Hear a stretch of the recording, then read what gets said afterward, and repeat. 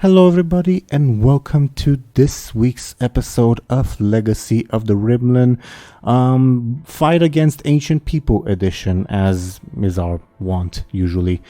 But before we go into the details of what happened last time and what led to this current situation, let's, as usual, have our lovely players introduce themselves and their characters. I've rolled some dice in the background. The dice have decided that we should start with Dely and their character. Dely, could you please go ahead and introduce yourself and your character?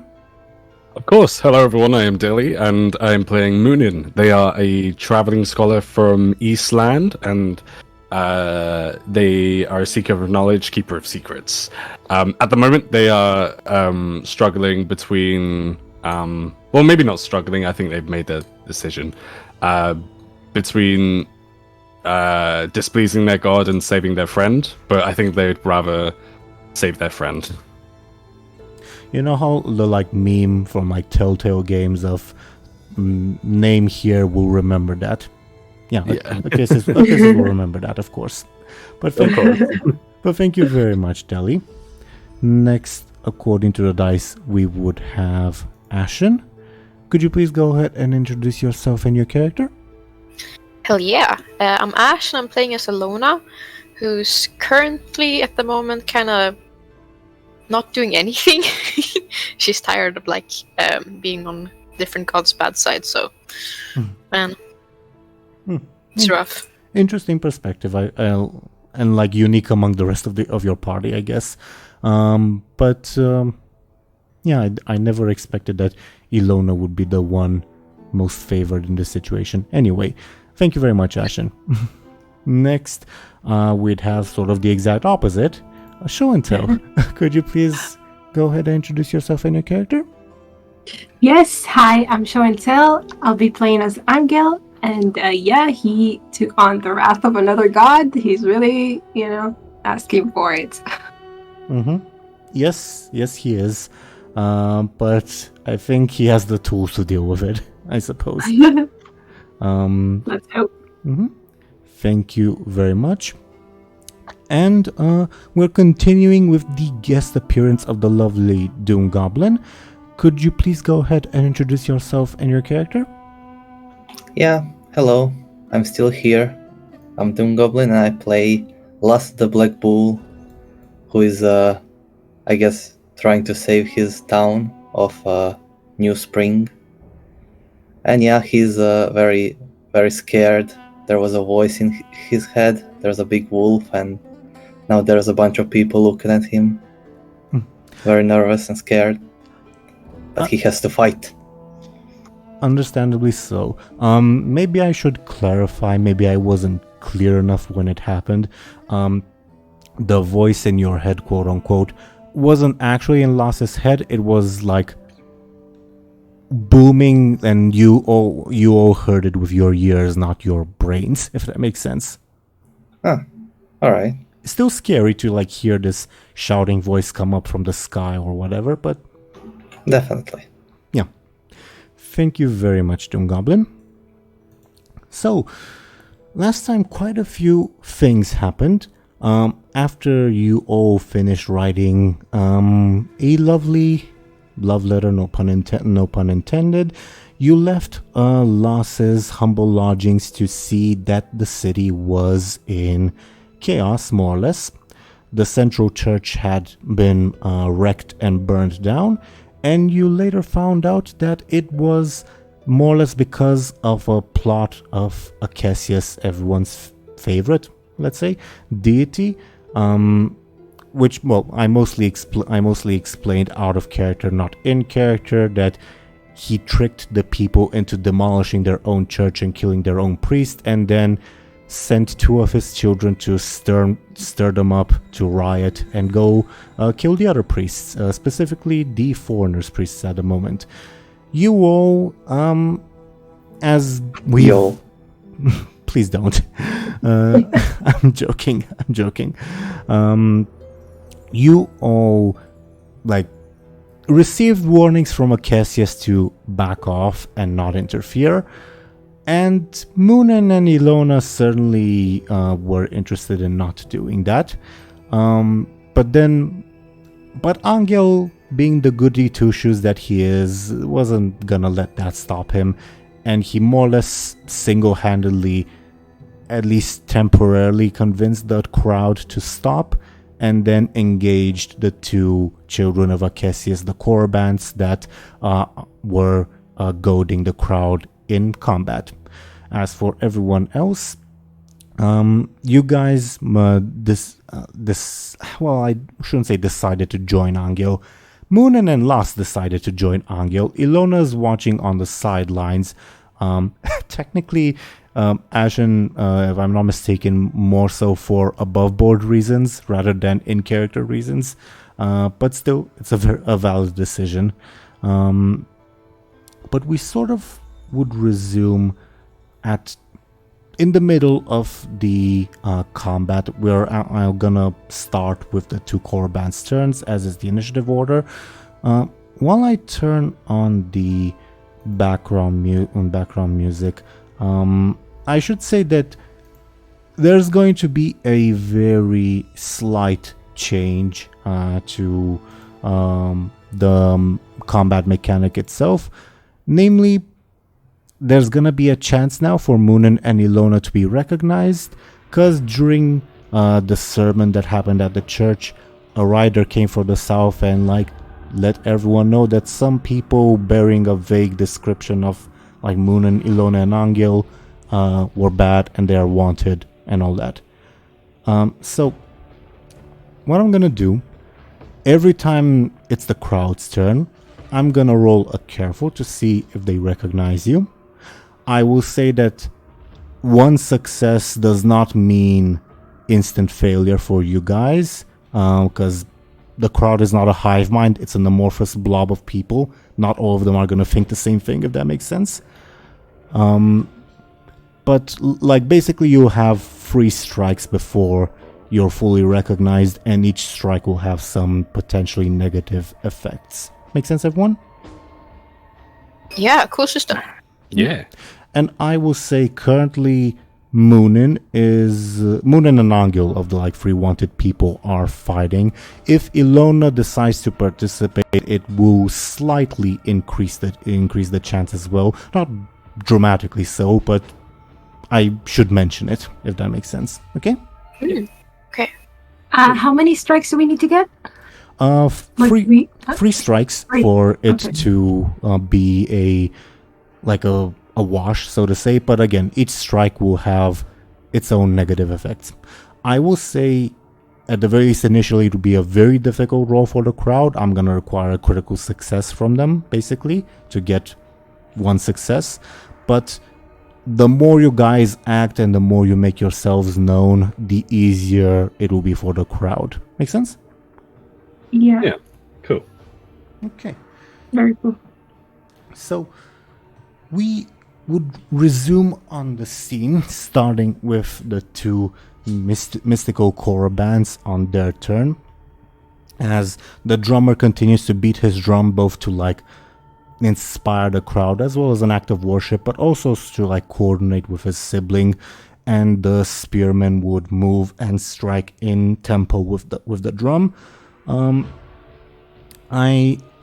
What everyone was doing at the moment, just to set the scene. Anghel, you were trying to attack the drummer with a ladle that you found in the ruins of the church. You also have a vessel of holy water, no water in it, but you have it for context sake. Las and Muninn were more or less trying to rally the crowd, while Illona was more so sitting on the sidelines, but that obviously she is free to join whenever she'd like, because she is on the scene. So, on the 2 Korobans' turns, sorry if you could hear that, my cat is being playful, I guess. On the Korobans' turns, the drummer will,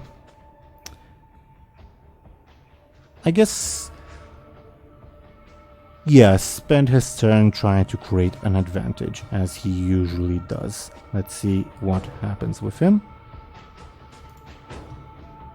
oh, holy shit, he creates 2 charges on that advantage. Oh. That drum has never beat more steadily and in greater tempo than before. So they get 2 advantages of enchanting drumming. And sort of taking full on advantage of this drumming. Since Anghel, you were more or less the only one in melee, the spearman will try to stab you with a spear. How do you defend yourself? Of course, we use our trusty ladle and flick it away. I mean, flick, not flick. You know? Sure. Forcefully. That's for me to decide, but I would agree with you in this situation. Okay. Please roll a forceful. Ooh. That would be 1 point of damage, but I'm going to use 1 advantage to reroll because I got a poopy roll. So let's see what the reroll does.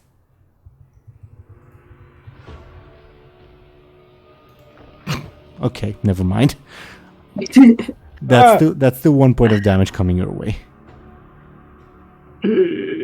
I don't like that. Okay. I guess I'll use True Champion. I mean, I can use that, right? Yeah. Last? Oh, that's losses. Never mind. Mm-hmm. DoomGoblin? What? Can Show&Tell use the True Champion advantage that Lost created earlier? Yeah, of course. Thank you. And you're using it to give yourself +2 or to reroll? A +2. Okay.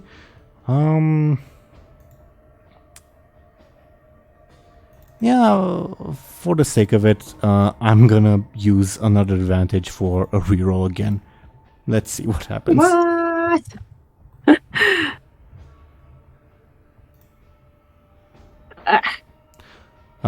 The same thing as if I had given myself a +2, so that's still 1 point of damage to you, because it's 6 to a 5. Yeah. Okay, I guess I'll use another True Champion, huh? Sure. Also to give yourself +2? Mm-hmm.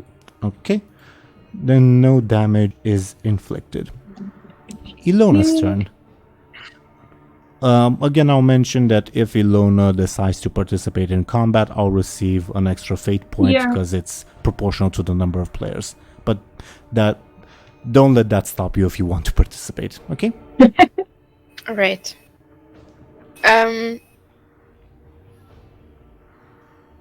Honestly, I don't think this is the time either. I'll just have a look. I will mention that there are things that Illona can do that would not be like interpreted as hostile intent. For instance, you can investigate for their aspects or try to create like an advantage for a different reason. But again, that is entirely up to you. And if you do take those actions, the like fate point thing will apply.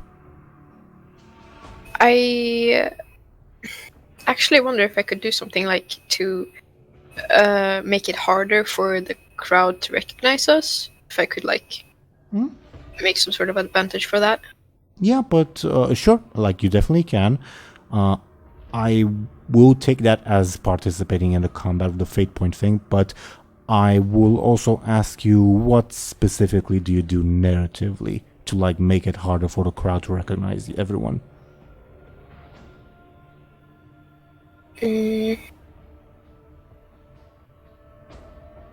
Good idea, but I'd like to hear what exactly. Okay. Yeah, I'm thinking what I could do. It feels like the things they've told about us is super vague either how, right? It is. If you'd like, I can like repeat the descriptions that the crowd was given. They were very vague, but again, the more you all participate in the combat, the more like the dots will be like linked, if that makes sense. Let's see.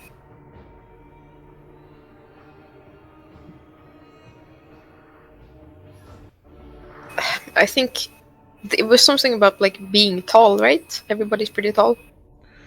You, Illona, were described as a creepy foreign woman who blended with the shadows. Muninn was described as a dark-clad foreign person who survived a hail of bullets. And Anghel, which I guess is the most like descriptive description, a local one-eyed imposing boy. Okay. I don't know how to. Could I like is there other people in the crowd that kind of look like that I can like start whispering about, like, do you see that woman over there? She looks super creepy. I think she's the one. Like falsely accusing people of it. I'm gonna roll a fate roll, so a d20, but the odds will be stacked against you because this crowd was chanting "kill the foreigners," so it's unlikely that there are foreigners in it, if that makes sense. Oh. They're blending in. They don't want to. The local boy then, because that's like, are there more people with one eye? People with one eye, sure. And that's probably one part of the reason why Anghel wasn't immediately recognized. But but with that role, foreigners not so much. Okay.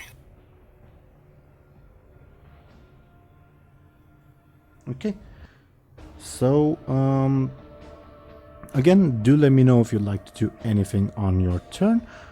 Otherwise, we will continue on to Muninn and Lass. Alright. It's good for me. Okay. Noted. Then Muninn and Lass, it's your turns. You guys decide the order that you all go in, okay? Okay. I'm happy with the same order as last time, but if you wanted to make it fair and like, well, not make it fair, but if you wanted to like make it interesting and like do a quick roll again, like I'm all for that, DoomGoblin. I don't want to make it fair. I want to go first. Okay. No, it's the same combat. So let's make it simple. Yeah, okay, that sounds good to me. Alright. So, problem with Lass is that these people don't fear him. They're not afraid of me because they know he's a coward. Some people in the crowd don't fear you. The majority of them still know Lass for his reputation. Yeah, but the drummer and the spearman, they don't fear him. Oh, yeah. My bad. But I was thinking, and they might be afraid of his gun, his rifle. So he'll try to scare the drummer by pulling out his rifle. I don't know what's the correct word. And he'll he's too scared to shake it to aim, but he'll just fire it and hope it's very loud and it scares the guy.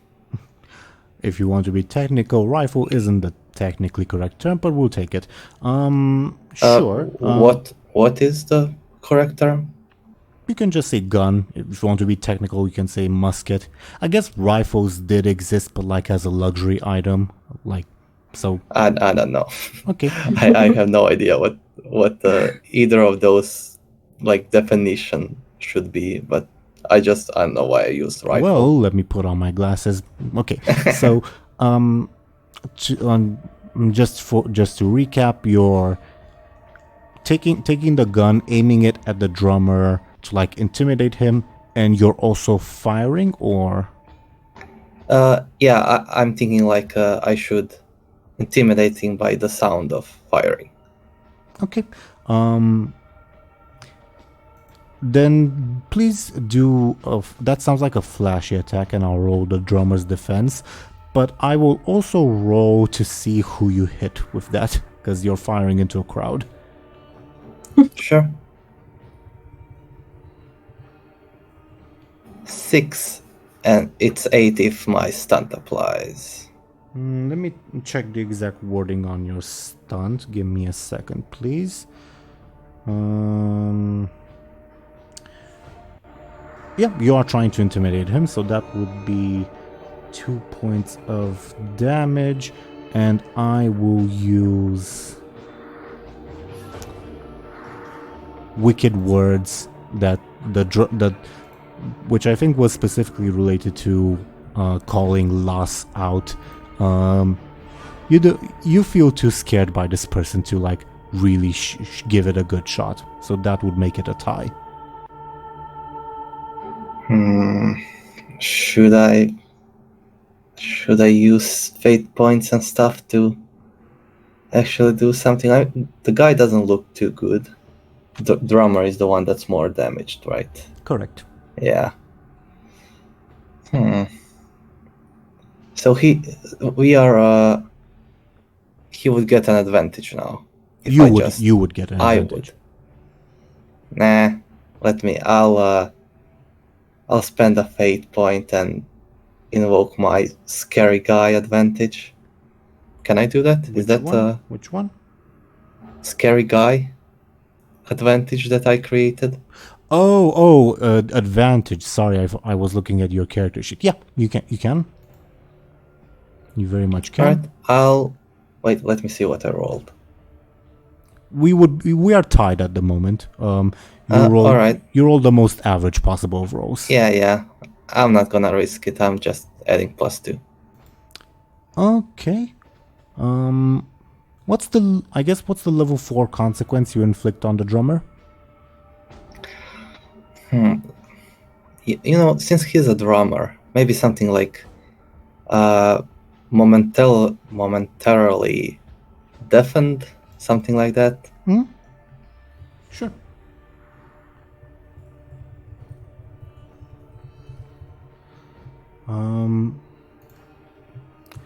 Yeah, that works perfectly fine. Now for the fun part, let's see where the bullet went, because you did fire into a crowd. Do I roll something or you? I'm gonna roll a fate roll, so a d20. The higher the number, the better for you, okay? Great.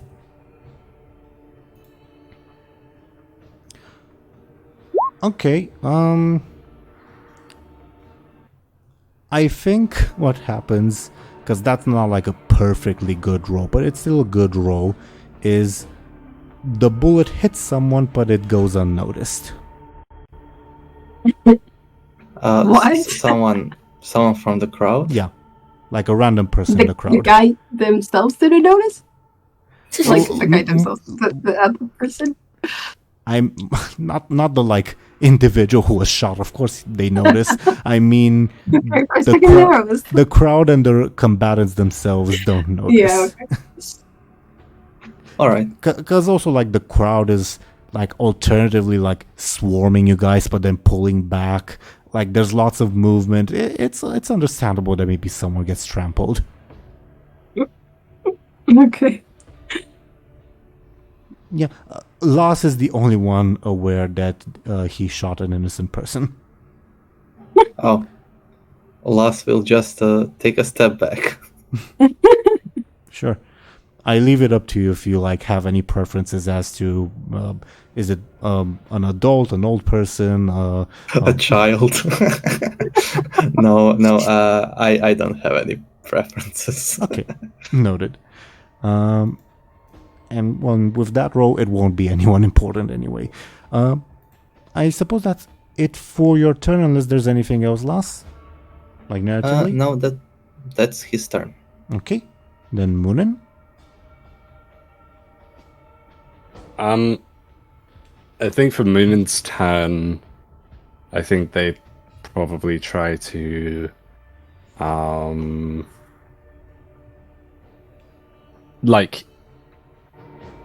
try and out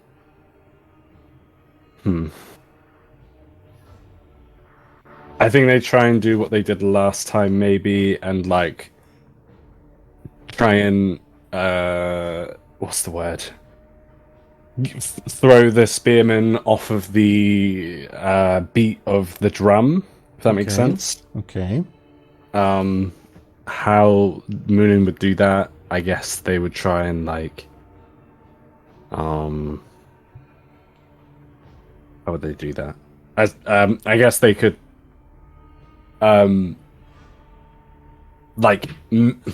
try and predict when the next beat would come, if that makes sense, and then act like preemptively, if that makes sense. So like they would like feign an attack like preemptively, I guess. I don't know. Okay. Sounds like a sneaky or flashy way, attack or advantage. Okay. Probably advantage, and Sure. I think I'll go with sneaky. Okay. Where is it? There it is. Nah, there it is. You're a weak, frail person. Nobody takes your attacks seriously. Okay. There it is. Okay. Anything else on your turn, Muninn? I don't think so. I think that's good. Okay. For the crowd, first of all, I'm gonna roll to see if, like, on the recognize meter, so to say. Let's see what they roll. You're safe for now. And once again, who shall be rolling flashy on your party's behalf to influence the crowd? Does anyone else want to do it? Or should No. Go last. Hell I'll yeah. do it. Okay. Give me a flashy, please. 7. They got a 9, so they're on the core band's side for this turn, unless you want to spend fate points or advantages. I don't know. Should I, guys? I Mm. mean, what does the crowd do? They add like They either assist one. or They like, on a case-by-case basis, they might attack, they might assist, they might create advantages. I'll take it case by case. They will act as an ordinary combatant would. I guess the only thing they won't do is try to investigate aspects. Make sense? And what happened if we are tied? We reroll. Oh, then I won't do anything. They win. Okay. For whatever reason, what's the word? Flimsy, I guess? Sure, the flimsy whims of a crowd of people as they come and go. This time, for whatever reason, they decided that you all are the villains, not the core bands. As for their actions... Can I get a flashy from you, Lass? To see, like, this is to see... Okay. With that roll, I think they'll start throwing stones at Lass. oh no. Me? Oh, shit. What if I would make a better roll with that flash that I did? That flashy isn't your defense. It was to determine how you sort of appear in, like, the crowd's point of view, like if they're scared of you sufficiently or not to take action against you. All right. And now I have to defend against 5. Mm-hmm.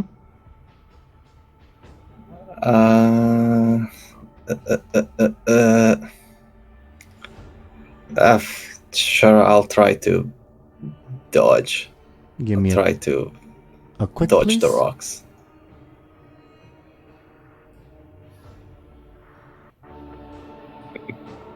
A quick, if you will. Okay. All right. Wait, it happened twice. We but take the first roll. one is We take better. the first roll. All right. Thank Like, God. General rule, because roll 20 for whatever reason sometimes rolls the dice twice, or maybe you click twice, whichever the case. The general rule is we take the first roll, okay? Whatever that may be. Makes sense. Yeah. Okay. A tie would mean the crowd would gain an advantage. Do I want to spend a fate point on the crowd? Not particularly. So the crowd will get the advantage. Stoning, everyone's favorite pastime, I'll call it. that's a long one. Wow. Yeah, it is. But it A works, bunch of stoners. if you will. So yeah, you manage to like dodge the stones, but they sort of throw you off balance and maybe like force you to cower, explaining the advantage. Make sense? Yeah. And they like start chanting stuff like, "You're a fraud, get out of here." But it's a minority of people at the moment. Okay. Next would be Angel's turn. Okay, Anghel aims for the drummer With the ladle. with force. With the ladle, yes. Okay. Force. Give me a forceful, please. Also, by the way, we established before that we can use the +2, right? The stunt? Because he's protecting the priest? I think we did, yes. Great. Okay. So that will be 8 to a 4. That will be 4 points of damage. I don't think there's a way in hell to mitigate that. So what's the level 6 consequence you inflict on the drummer? A level 6 is like a crippling injury, if that makes sense. Crippling injury. Like for instance, when Muninn lost their arm, as an example. Mm-hmm. Like, for some reason, I have, because of the deafened thing, I have like... That's stupid though. Okay, ladle... I hit him with my ladle. I don't know, what can I do? Whatever you like, they're at your mercy, pretty much. Like, if you want to, I don't know, knock a ear off, sure. Like, speaking of deafening, I guess.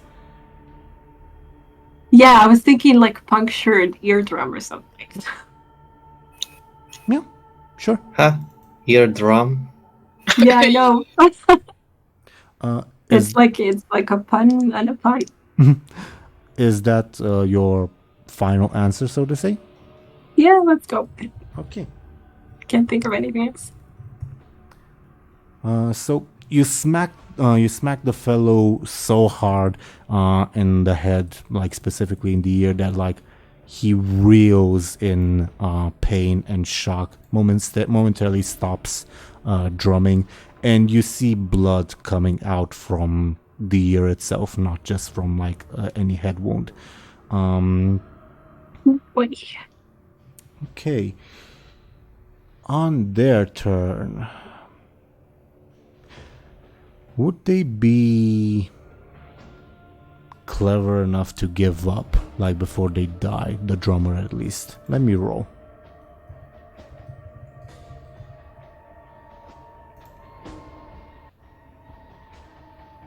Nope. They'll push on straight ahead. Okay.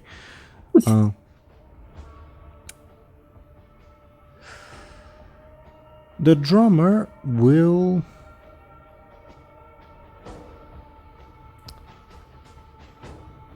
spend their turn once again trying to create an advantage, because he's a drummer. He doesn't really have many combat abilities, so to say. So let's see how that goes. Yep, that creates an advantage on enchanting drumming. As for the spearman, in retaliation for what you just did, Anghel, he'll try to poke you in the head with the spear. Poke is a nice way of saying it, but yeah. So Anghel parries with the ladle. Sure, give me a forceful. Tie, but I think the fellow is pretty pissed. I'm gonna invoke both advantages of enchanting drumming to deal 4 damage to you. Okay. The fellow is pretty pissed off at you. Is he now? Okay, so I will use I guess the last true champion. If DoomGoblin allows it. Yes. Thank you. And I also have subverted, yeah. That works. Sure. I'm gonna spend. Not I deleted the wrong advantage. But I will bring it to a tie. I will use a fate point to deal 2. A +2. Yeah. So I will use Broken Rhythm. Okay. Bringing us back to a tie, meaning the spearman gets an advantage. Yikes! I finished up all the advantages. Well, not all of them, I guess. The advantage the spearman gets is quick strikes, I guess, because that's what's happening. Illona.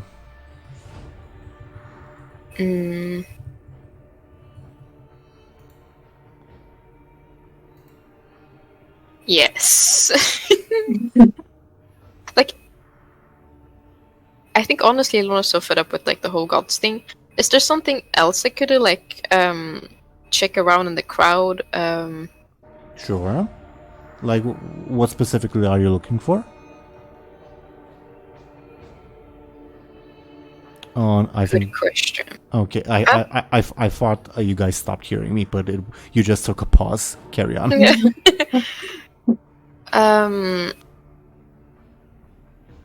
So the whole reason we're on this path is like to get the orb back.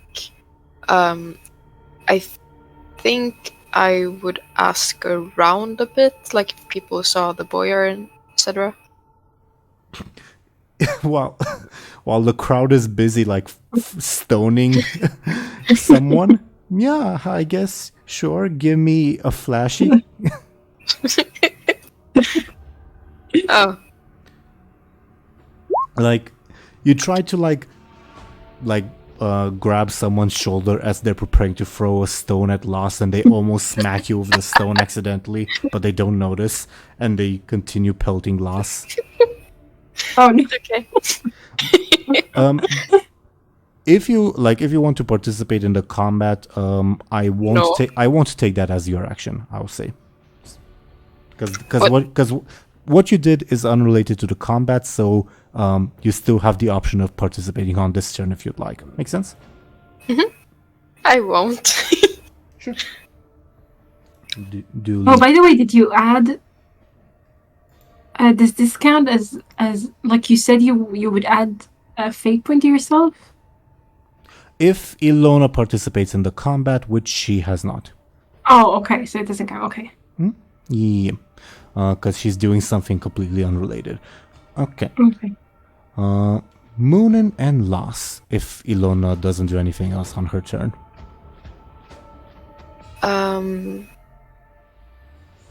Yeah, I'm good. Okay. Muninn and Lass. Alright. Yeah, I guess I just dodged all the rocks from the people. Barely, but you did, yes. I really want to attack the drummer because he's dead, basically. Yeah, go for it. Yeah. Sure. May I offer you a compel, DoomGoblin? Yeah. You're feared and respected by all aspect. The compel is you've got a reputation to maintain. You can't let these people like just throw stones at you. The compel is that you will spend your turn attacking the crowd. Yeah, I will not take it. Okay, then I will take away one of your fate points. Carry on. Lass doesn't see them as enemies. These guys are enemies, I guess. Sure. And he'll maybe for the first time in his life pull out his sword and It's pristine. Like it, Yeah. like people think, oh, he must take so like he probably takes Good care of his care of soul. it. Yeah, very good care of it. No, he just hasn't used it. It's a little dusty. yeah, and he'll like run towards the drummer and try to cut him with it. Sounds like a forceful attack the way you're describing it.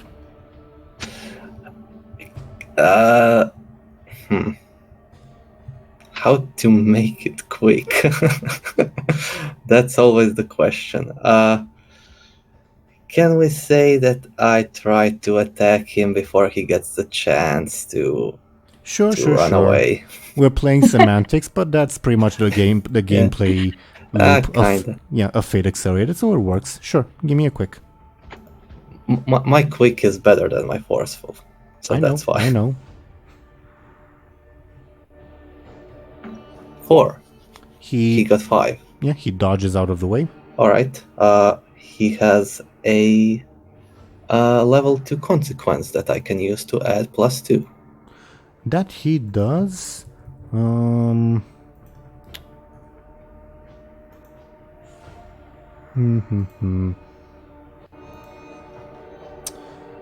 I am gonna. I don't have any advantages left for the drummer, so I'm gonna spend a fate point. All right. I'll use his level 6 advantage or consequence, or actually level 4. Let's go in order. Sure. Just because I guess like to save my last fate point.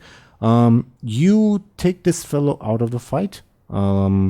So he's at your mercy. Do you kill him? Do you knock him out? Obviously, your choice will have consequences. Not that I don't think Lass is necessarily aware of that, but Yeah, I think Lass didn't plan to kill him. He was like, oh, like always, I'm just gonna run towards him. He's gonna be scared and surrender, like always. But I guess maybe the guy, Unironically, that could have been a flashy attack, but carry on. yeah, but they're not scared of me. And you would have said no. Or maybe you would. I don't know. Even if they know you're a fraud, seeing a big guy run at you with a sword is still scary. I guess. That's hindsight anyway. Carry on. And unexpected to, I guess, both Lass and the drummer, he actually slashes his throat. So and the guy dies, and his blood sprays all over Lass. He's covered in blood, his face and his hands. Oh god, that's traumatizing. For who? For Lass. Yeah, and I guess for Obviously. the drummer.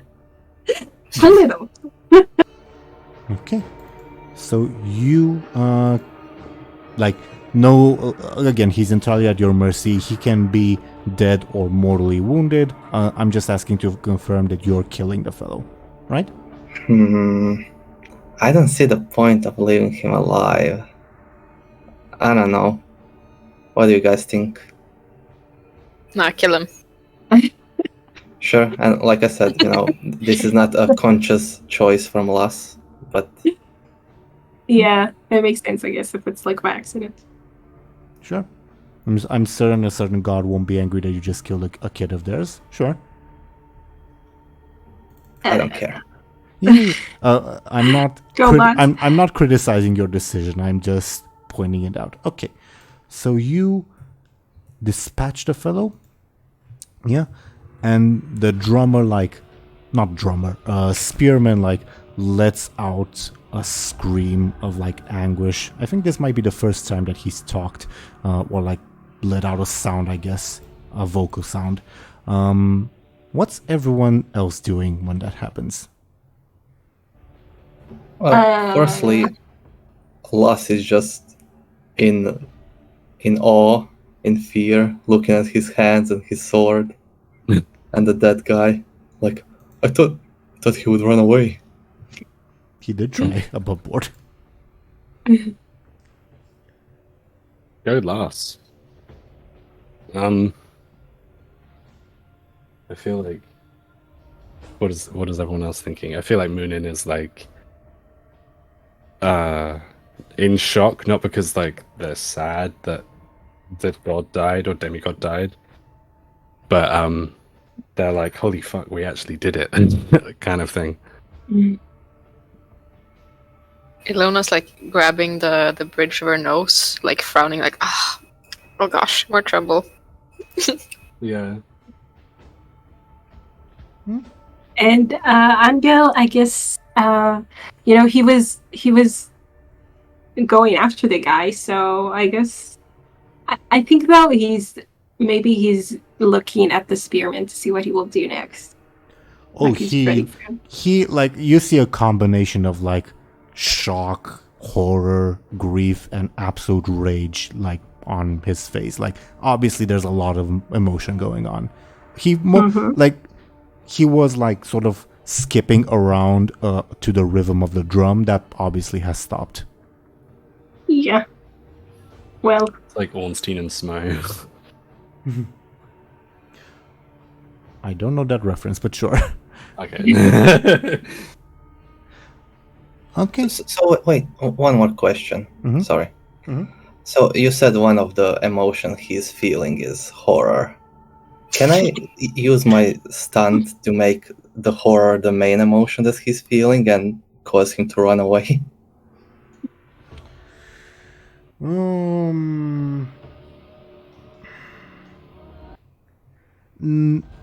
Not really, because he's not feeling horror because he's afraid of you.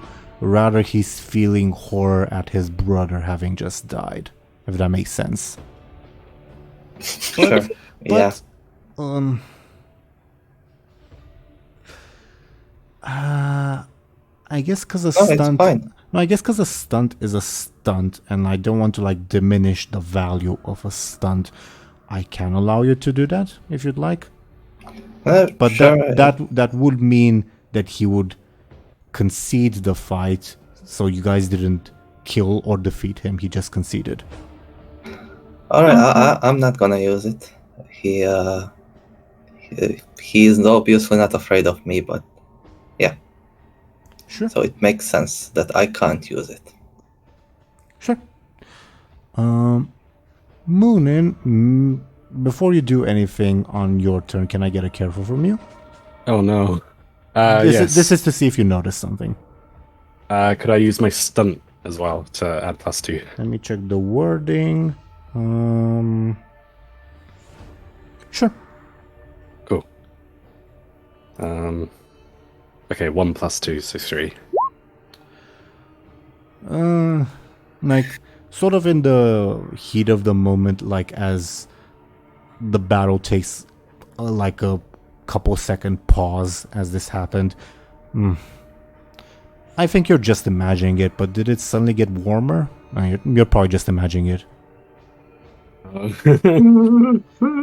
That's not good. no. Global warming. Your turn, unless Last wants to do something else. Nope, I think I did enough.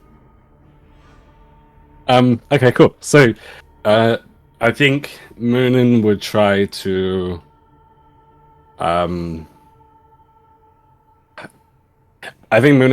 like speak to like talk him down, essentially, the spearman, and say like see, this is a futile effort. Your brother has died for nothing, and like you should leave now before these people kill you as well. Sounds like a flashy or forceful attack. Okay, I will go with those are my worst stats. I'll go with flashy. Oh. He rolled very badly too. With that roll, it's not so much that like he doesn't feel it's not that like he doesn't feel intimidated by you. It's just that like his brother just died. He's not really listening to anyone. Like he doesn't hear you pretty much. Yeah, that makes sense. I mean, they. Okay. Go ahead. What? No, I'm just thinking, like, that it's such a shock to him that his brother died when he was. Well, I guess he didn't expect to be attacked or something. I don't know. but Yeah. still, like they went into combat. I can imagine Yeah. they probably thought this would be an easy fight too, right? Maybe. Also, not sure, but maybe like whatever nation they're from, it's like dishonorable to attack the one that's drumming. You know, you only attack the warriors. Yeah. Maybe. Fair enough. Technically, I guess, but like disemboweling a priest is also dishonorable, so shrug. Oh, yeah. Either way, Muninn, I think that was more or less your turn. Unless you want to do anything else. No, I think that's everything. Okay. For the crowd, who's gonna roll flashy on your party's behalf? This time the spearman will have to roll flashy, and the spearman has a worse flashy than the drummer. Great. I'm not gonna roll. I have a shit flashy. I will roll. Mm-hmm. Sure. Who are they gonna follow? The guy who's covered in blood of his enemies, or some guy with a stick? Pointy stick, but yeah. Sticking with the pointy end. So please roll, DoomGoblin. 5. Just barely for whatever reason, but they do follow your guys' party. This crowd is fickle. Oh yeah, it is. Yes. What would they do? I think they'd sort of repeat what Muninn said. Like, they basically start heckling the guy to like screw off, if that makes sense. Sounds like a flashy attack, I think.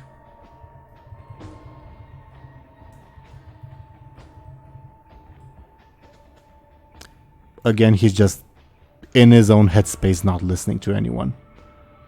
Angel's turn. Oh well. Angel's turn. Okay, so Anghel will enter his headspace by hitting it with the ladle. Sure. Yeah, that's a very direct approach. Can I get a forceful from you?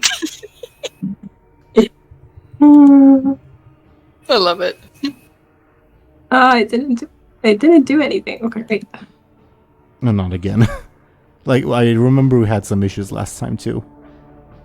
I think it's going to be like 3 times once it actually does anything. Maybe if you want, I can also roll manually for you.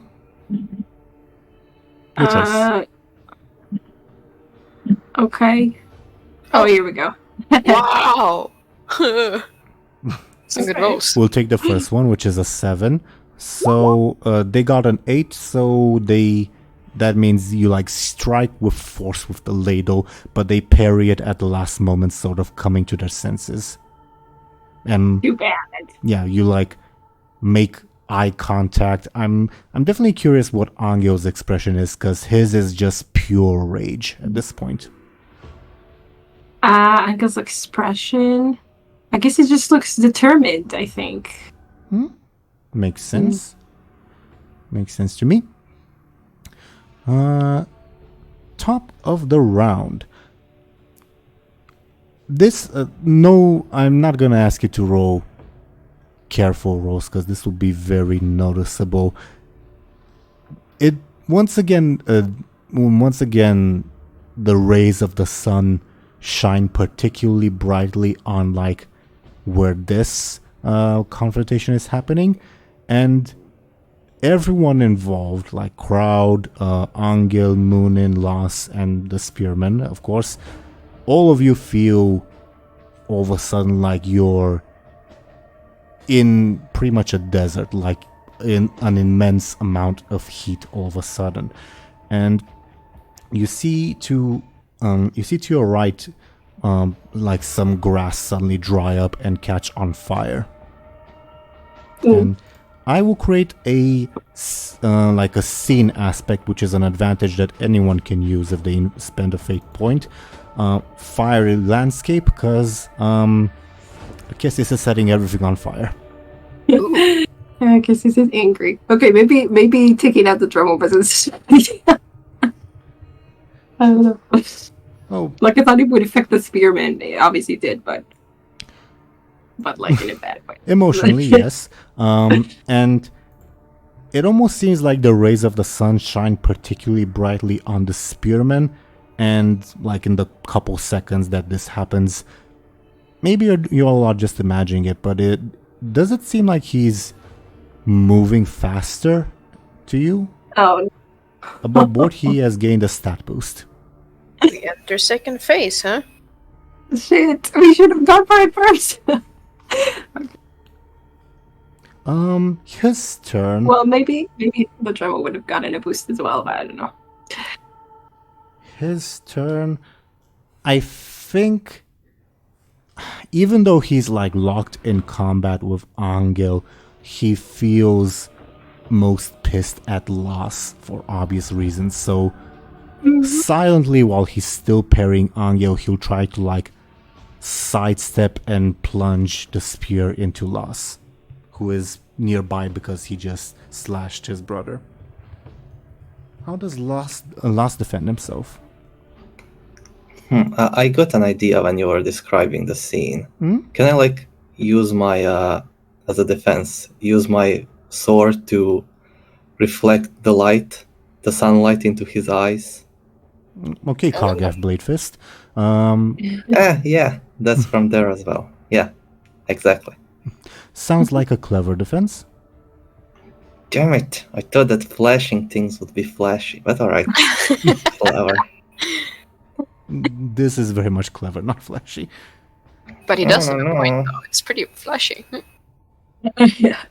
My verdict is clever, and not. Alright. I'm not saying that because it's like it's Loss's worst stat, but that is a very clever thing to do, not a like attention-grabbing thing. I'll never do it again. Alright. I get it. How do you take 8 points of damage? Oh no. Yeah, I'll take. What's the best option? Level 2 stress and level 6 consequence, I think. Oh no. Up to you. Obviously, level 6 consequences will stick around for a while, and they do represent a debilitating injury. Okay. I think what happens is, like, you flashing him, not, you know what I mean, doesn't really deter him because his dad is the sun. So I think while you're busy doing that, his spear probably pierces through you, not like hitting anything vital, but now you have a hole in your side. Oh. Makes sense. And that is the level 6 consequence you have suffered. Probably the worst pain you have ever felt. Oh, poor Lass. Last will grunt. Pain. Illona.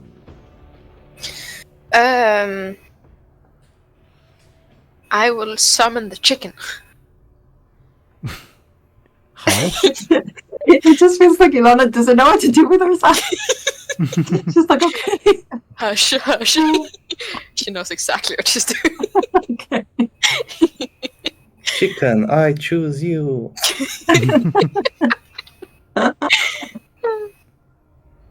I will ask the chicken, damn, this is not good. What do we do? You look around and you don't see the chicken inside. It probably doesn't want to be around when, a god is rampaging. I'll not yell, but chicken, come here, chicken. Baka. You think you feel a poke at your shin, but when you look down you don't see anything. You suspect that it was just a mean-spirited thing of you're on your own this time. Oh man. I wanna know if I can somewhat mitigate this with the help of Nyctelios, but I guess not. Well, it's clear that the chicken hears you at the very least. Okay. Even if it does not want to show its face. Mm-hmm. I would like ask if there's something I can do that puts us better on Nectalia's side as we're losing this connection. You don't hear the chicken speaking to you, but instead a familiar female voice, which you Oh, well, haven't, yeah. Oh, that haven't has been a heard. while. Yeah, you haven't heard in a hot minute. And she says, Acacius's plans and his grief are his own. That whatever you do today won't affect your relationship with me, though I would advise running away, perhaps. Wise words. While you're here, I also wanted to ask, last time when you saved me, you mentioned you wanted something in return, but I don't think you specified what. And I still will not specify what. That's part of the fun. Alright, I see.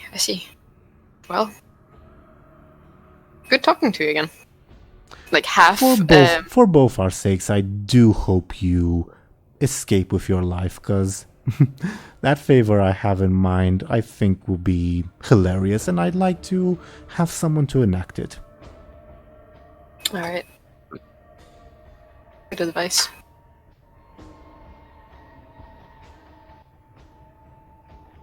I think that's No it. reply. Do you do anything on your turn? I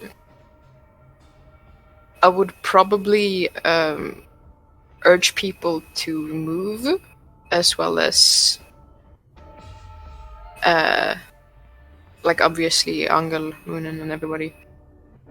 And Sure. Oh, actually, I forgot for the crowd's last turn to roll. They're careful to see if they recognize you guys. I'm gonna roll now. Oh yeah, I thought about that. They don't. Too. Okay. Illona, for what you said, can I get a flashy from you? I won't count it as you like participating in the combat for like technical reasons, but yeah. very flashy 0. The crowd is too distracted by the fire and the like fight they're watching to like really care about getting away. They don't want to run from the fire. This place, no. I mean that none of them are on fire yet. Or whether Anghel, Muninn, and Las listen to you, that's up to them. Like your flashy won't affect how they view what you said. The fire. Where is the fire exactly? A nearby bush that like it was green and then it suddenly, not suddenly, but like rapidly dried up and caught on fire. Okay, cool.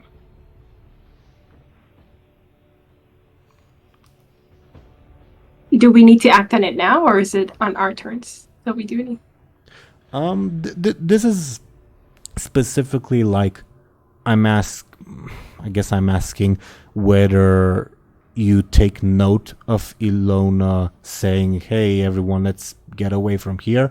Above board, that I would interpret as conceding the fight, I guess.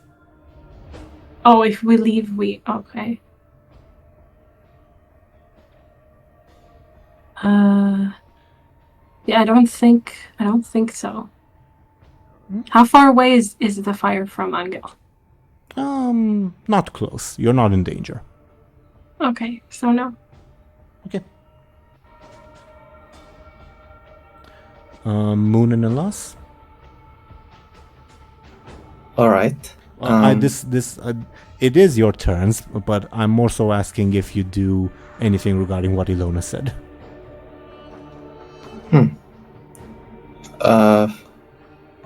Don't think so. Okay. No, I don't think so either.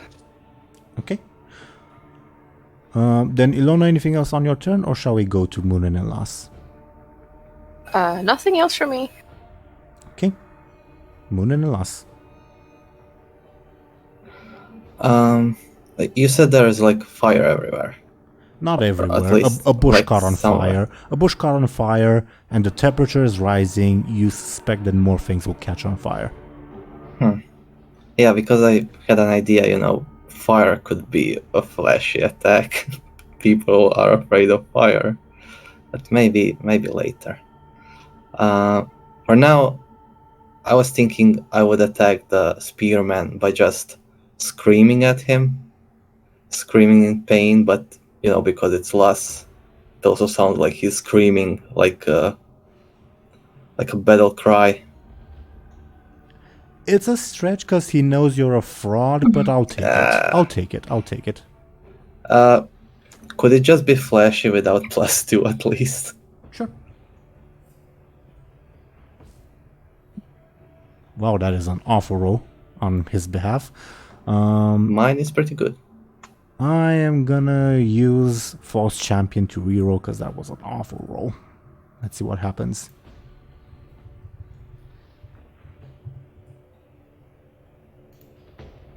Damn it. Yeah, I don't think spending a fate point would do me any good. Sure, at least I didn't do anything bad. Sure. For narrative's sake, he doesn't like flinch when you scream. He has murder in his eyes, specifically aimed at you. Because you know what you did. Anything else on your turn, Lass? Nope. Muninn? I think Muninn would try to use their cloak and their clothes, like their big wavy, like not wavy clothes, but their Okay, Batman. yeah, to direct the fire towards the spearman. Huh. Okay, sure. I'll take it as a clever attack. Yeah. Okay, cool. I got a 4. Oh, okay. He gains an advantage with that. Yeah, let me think. You set Lass on fire. Yeah. Not quite. He's made of straw. Lost. Oh yeah, that's true. But no, that's not what would happen. Could I do a couple of things? So I'd like to wait. Let me do a double check.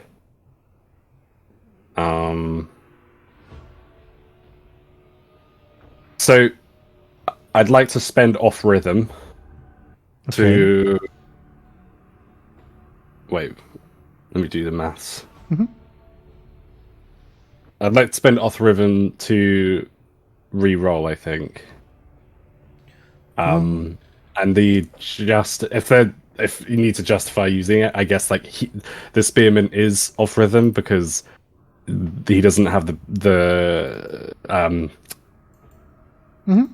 drummer to help him out. Makes sense. Yeah. Okay, I will Give me a re-roll. reroll if you like. Okay, good effort. If I added a +2, would that still give him an advantage, or The different, like, he needs to have 3 points more than you, And he- 3 points he to would. create the advantage. So you would need a 7, not a 6. Yeah. Okay, that's fair enough. I think I'll leave it as it is in that case. Okay. The advantage he creates is Child of the Sun, so of course just a poultry fire is not going to affect him. Nice. Okay. Crowd's turn. First of all, let me roll careful to see if they recognize you all. Nope. And who shall roll flashy on behalf of your party? I will.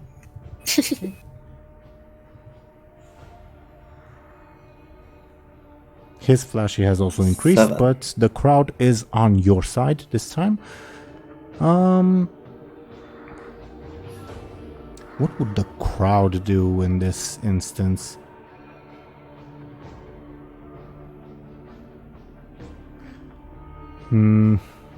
Stoning wouldn't really be effective because they just help the guy.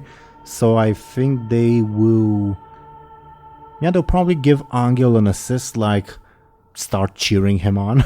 They're very mercurial, but Yeah. They start cheering Anghel on. You can do it, boy. Show this foreigner what we're made of, and all that. Anghel gets a +1 on their rolls. And speaking of, your turn. Girl. Okay. So ladle it is.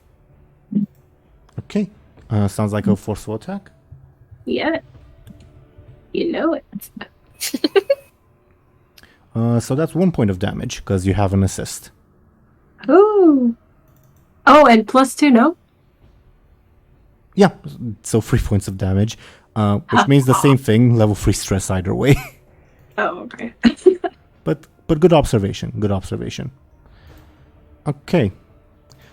On the top of the round, the heat just becomes more and more unbearable, and you see more bushes drying up and fire starting to spread. I will create another scene aspect called Unbearable Heat, but the spearman gets a free invoke on it because he can bear it quite well. Oh no. What can we do with scene aspects again? You can spend fate points to invoke them. They work the same as advantages. Make sense? Yeah. So, like, if you look at the screen where I've typed up all the things, you'll notice how most advantages I mention who's their quote-unquote owner. The ones that, like, I haven't written up anything next to them, anyone can spend fate points to invoke. Yes. I did type in spearman next to Unbearable Heat just to make clear who the free invoke was for. Make sense? Wait, but can't everyone use every advantage anyway, if they can justify it? Isn't that a rule as well? Like, I can use an advantage that a bad guy created, right? Or did I get something wrong? I'm not entirely sure. You can definitely use the enemy's aspects if you invoke fate points, but I'm not entirely sure if you can use their advantage. I'm gonna check the rule book. Maybe I misremembered something. I'm gonna check the rule book. But while I do that, on the spearman's turn, who is he angrier at? Anghel or Las? I'm gonna roll, I guess, a d3. 1 is Anghel and 2 and 3 are Las, just because Las killed his brother. So let's see. Okay. Las. He Yay. takes the spear out of you and tries to stab you again. How do you defend yourself?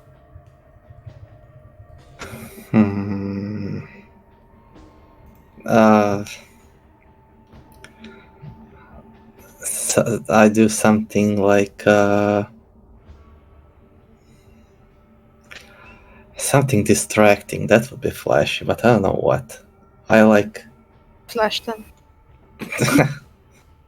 Yeah, apparently,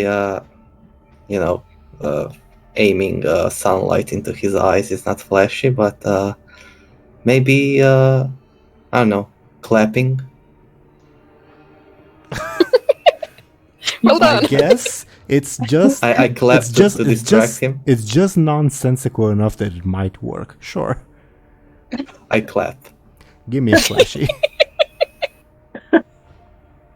7. Okay. He just stares dumbfounded at you. You've succeeded in averting the attack. Woo! If you're happy and you know it, clap your hands. You say as you're bleeding out. Yes. Illona. I just have to say, like, I have this image in, like, every Wild West movie. They have, like, this cart of hay that they, like, stick with a pitchfork. I, like, have that vision of Blast as well. Just being, like, all the hay in there, pointing out. Yeah. On my turn, though, I think I would start to get the fuck out of there. I'm not sticking around. DoomGoblin, the rulebook does not say anything about using someone else's advantages. I guess I'll take it on a case-by-case basis. Like, I mean, it doesn't make sense that we can use them, but it's like I have a memory of you saying that we can use them at some point, but maybe I'm misremembering something. the rulebook says nothing one way or another. I don't think you should be able to, because, like, say, if someone is aiming carefully and they create an advantage for that, doesn't really make sense for someone else to say that, oh yeah, I'm also aiming carefully.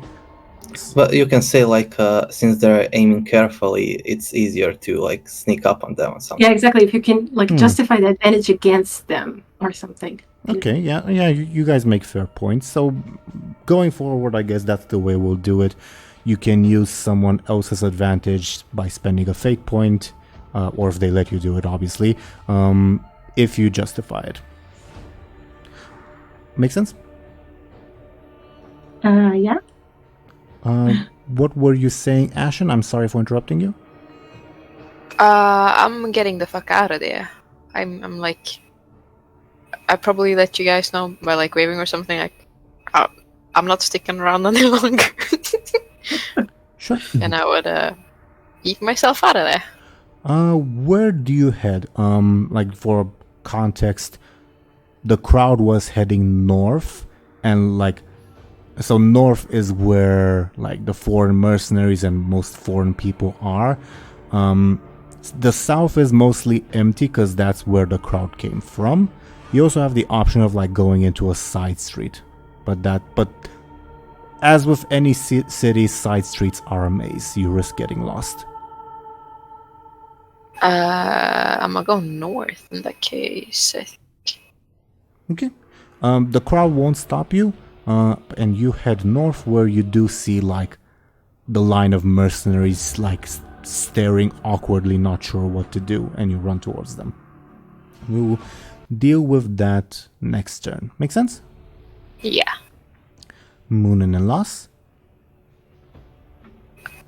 Um, alright. I guess I'll try my fire plan. Can I like get to a burning bush real quick and maybe like I don't know, take my fur cape, my belt, and set it on fire and just like wave it around as a flashy attack? Above board, have you ever heard of fire ships? What? Fire what? Fire ships.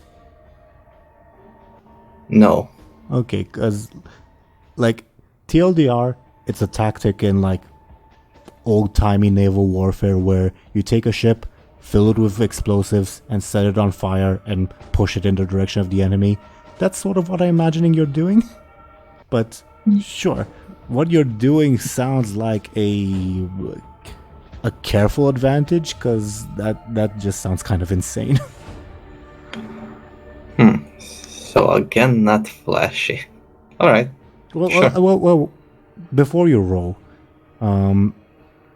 what specifically are you trying to do by setting yourself on fire?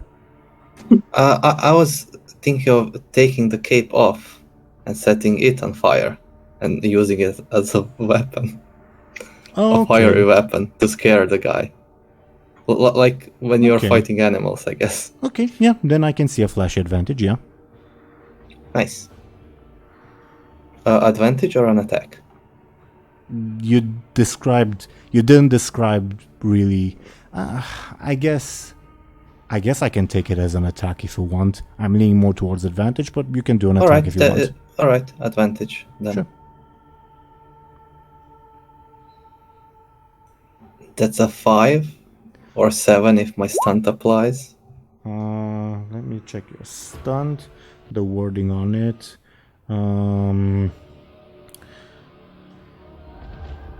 I guess it applies. Sure, you do create your advantage. Do you have a name for it?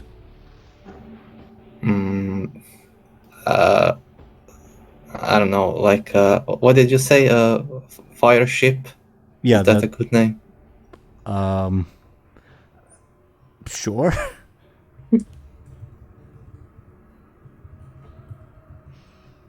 If that is that your final decision? Sure. Okay. Anything else, or shall we go to Muninn? We should go to Muninn. Okay.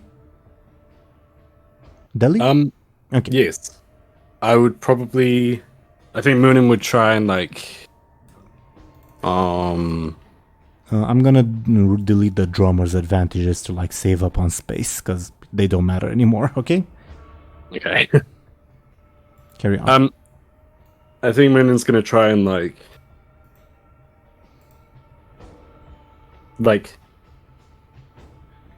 get as much. Actually, enchanting drumming doesn't matter anymore either. Carry on. I think Muninn's gonna try and get as much as they can, like flammable material. I mean, like grass, etc., and then like throw it around like the spearman to try and like trap him. Is this an attack or an advantage? Probably. It is clever. I'll say that. Okay, probably an attack. Sure.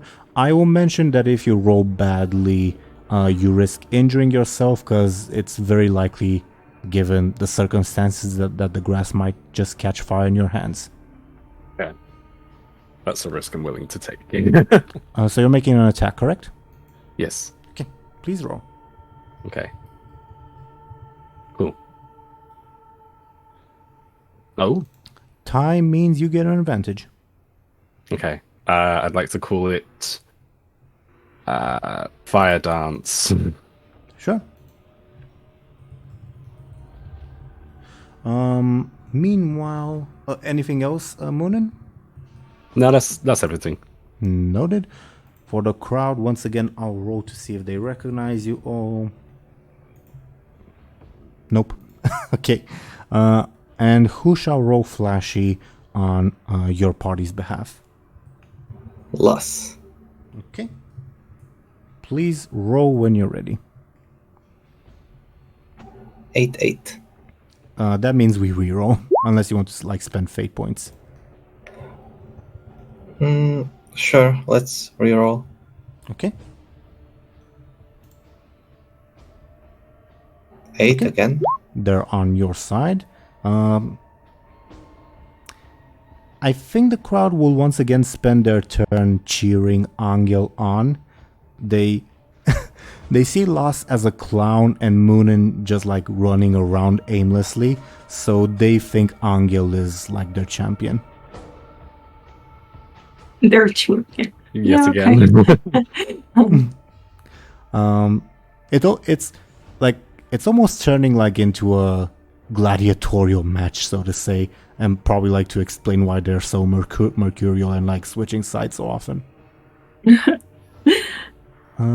That was their turn, so they'll spend their turn assisting Anghel. Angel's turn. Ladle. Okay. The Ladle of Justice. Give me a forceful, please. I will. Oh no, not so good.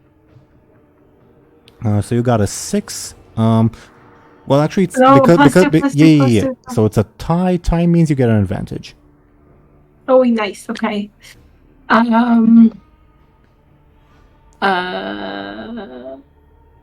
You have broken rhythm, subverted, and that's it. Unless you want to create a new one. Yeah. I don't think they really fit. Off rhythm, I mean, he's been off rhythm. Like, there's no rhythm anymore. Mm-hmm. I don't know what to call it, though. The most epic Ladle versus Spear duel. Oh, Ladle of Justice, you called it, right? Let's call it okay. that. Yeah. Sure. That works. Okay.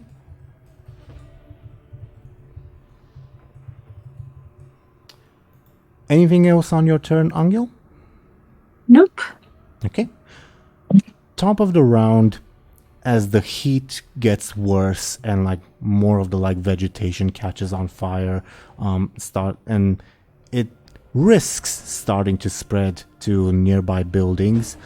The spearmen sort of lifts his spear up and like lets out a roar of just anguish at this point, and rage at the loss of his brother. And all of you will see his spear catches on fire. Oh shit! Oh. I was kind of afraid that would happen. That is something was leading to. At least so far, it seems the longer the combat takes, the stronger he becomes. Yeah. At least so far. So on his turn, I guess there's perhaps this like weird instinct driving him to pursue a duo, so he will attack Anghel. This like totally reminds me of Abyss Watchers from Dark Souls, like the second phase of that. Yeah. I've never played Dark Souls, but I'll take your word for it. How does he attack? With just The flaming spear. Like he uses it. He uses it as a spear, but like it's also on fire. So yeah. Yay. Okay, so wow, what can you do against the fiery spear? And we did say there was no water in the holy water. Right. We did say that, yes. That doesn't mean that you can't use it, but I'm sure. Yeah.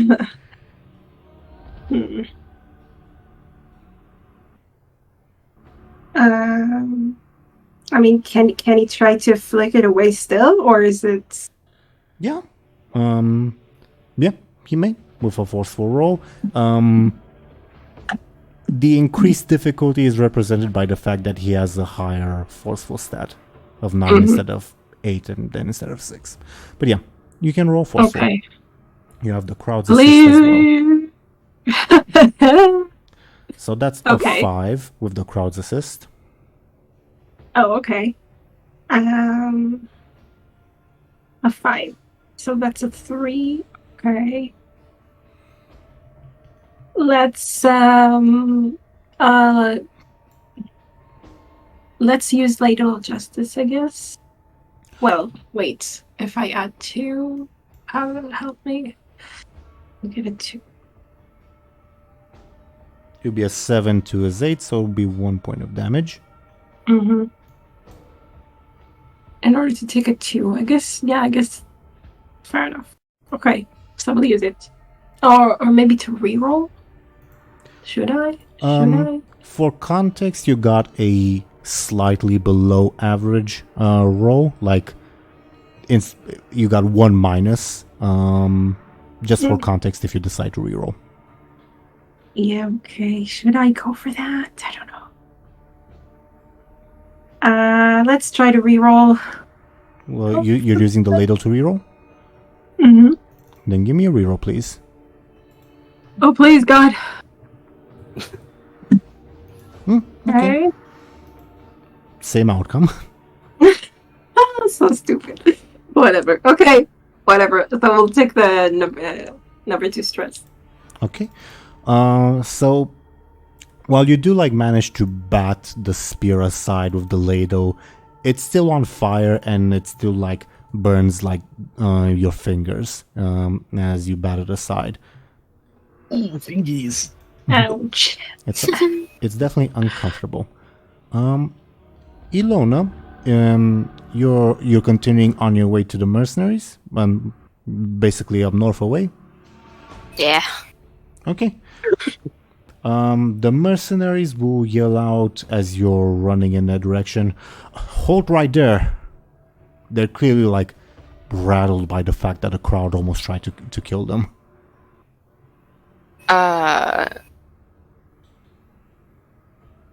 I would probably slow down and say like the place is catching on fire. This is not a safe place to be. It's something's going on. Can I get a flashy from you? No, not flashy again. Yeah, can I say it like really quickly so it's a quick roll? No. Nice try. Stay where you are, I said. We can't trust any of you crazy locals. I'm not local. Oh, by the way, above board, the mercenaries will be saying this in caramel. So, would you still have said the same things you have said?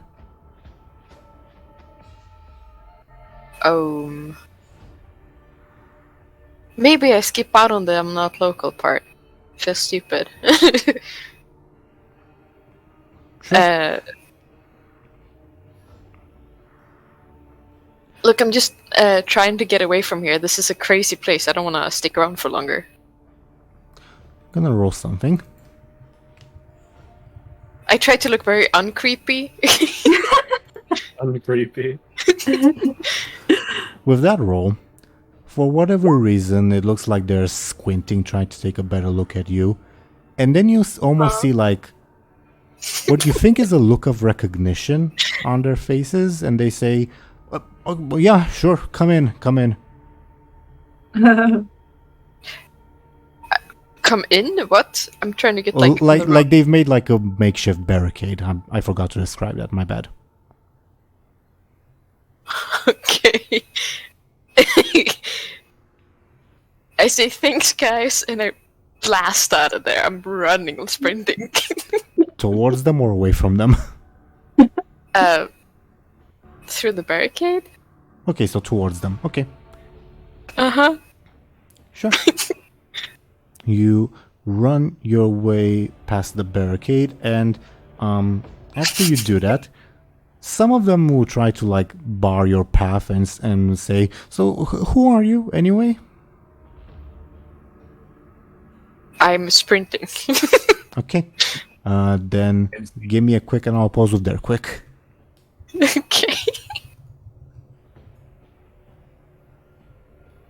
Yeah, you leave them in the dust and they say, "Get her! I think she's the one, and she's the one he mentioned. Get her." See you later, motherfuckers. Okay. Cops these days. Huh? Muninn and Lass, unless there's anything else you'd like to do on your turn, Illona. No. I'm just blasting right there. Okay. Muninn and Lass. You just saw this guy's spear catch on fire. Alright. He doesn't seem perturbed. That's scary, especially to us. But the guy seems focused on Anghel. I guess I'll say for like context sake, he probably like took his robe and hat off so that he doesn't burn them. So I guess he's shirtless. Alright, the guy's focused on Anghel, and crowd is also cheering Anghel. Though they definitely look worried. No one's really focusing on Lass. I think he's going to use that opportunity to hide. Sure. To get out of here. Is this an advantage or a concession, like in terms of game mechanics? An advantage, sure. Sure. Give me a sneaky, and I believe you have a stunt for that, right? Yeah, I guess +2. 2. You do create the advantage, but I'll say that like you find a hiding spot, probably like, oh, never mind. I'll type in chat. Let us know when you're back, and while I do that, Muninn, let's have your turn happen, okay? Okay. All right. I'm not really sure what I want to do. I think Muninn will try to. Oh, can we return to Lass? Yeah, of course. Yeah, absolutely. So, DoomGoblin, Lass, you create the advantage. You manage to find a hiding spot, but because you rolled that badly, it's probably like, say, a bush that will soon catch on fire, or like a wooden like trees. Of course, are made of wood. I'm an idiot, but like a tree. So like something flammable, so it's a temporary hiding spot. But you do create your advantage. Make sense? A wooden tree. All right. My bad. I'm tired. No, I allow it. All right. So what's the name of your advantage? It's a bit long, but hidden behind a wooden tree. Sure. Oh my god. While I type that in, Muninn. I think Muninn will probably try and like make as much distance between them and the spearman as possible. So like, I will say he's not focused on you, but of course you can do that. okay, maybe if he's not in that case, if he's not focused on me, maybe Muninn will try and like get. I don't want this to be sneaky, is the only thing, but Muninn will try and like get behind him and then like run up on him and like try and slash at his like Achilles heel. Sounds awfully sneaky, but I guess careful because you're like aiming carefully. I'll take careful. Actually, what is my careful? 2. Yeah, they're both the same, aren't they? I'll remind you that his stats are currently, well, his forceful is a +9, his flash is a +7. Okay.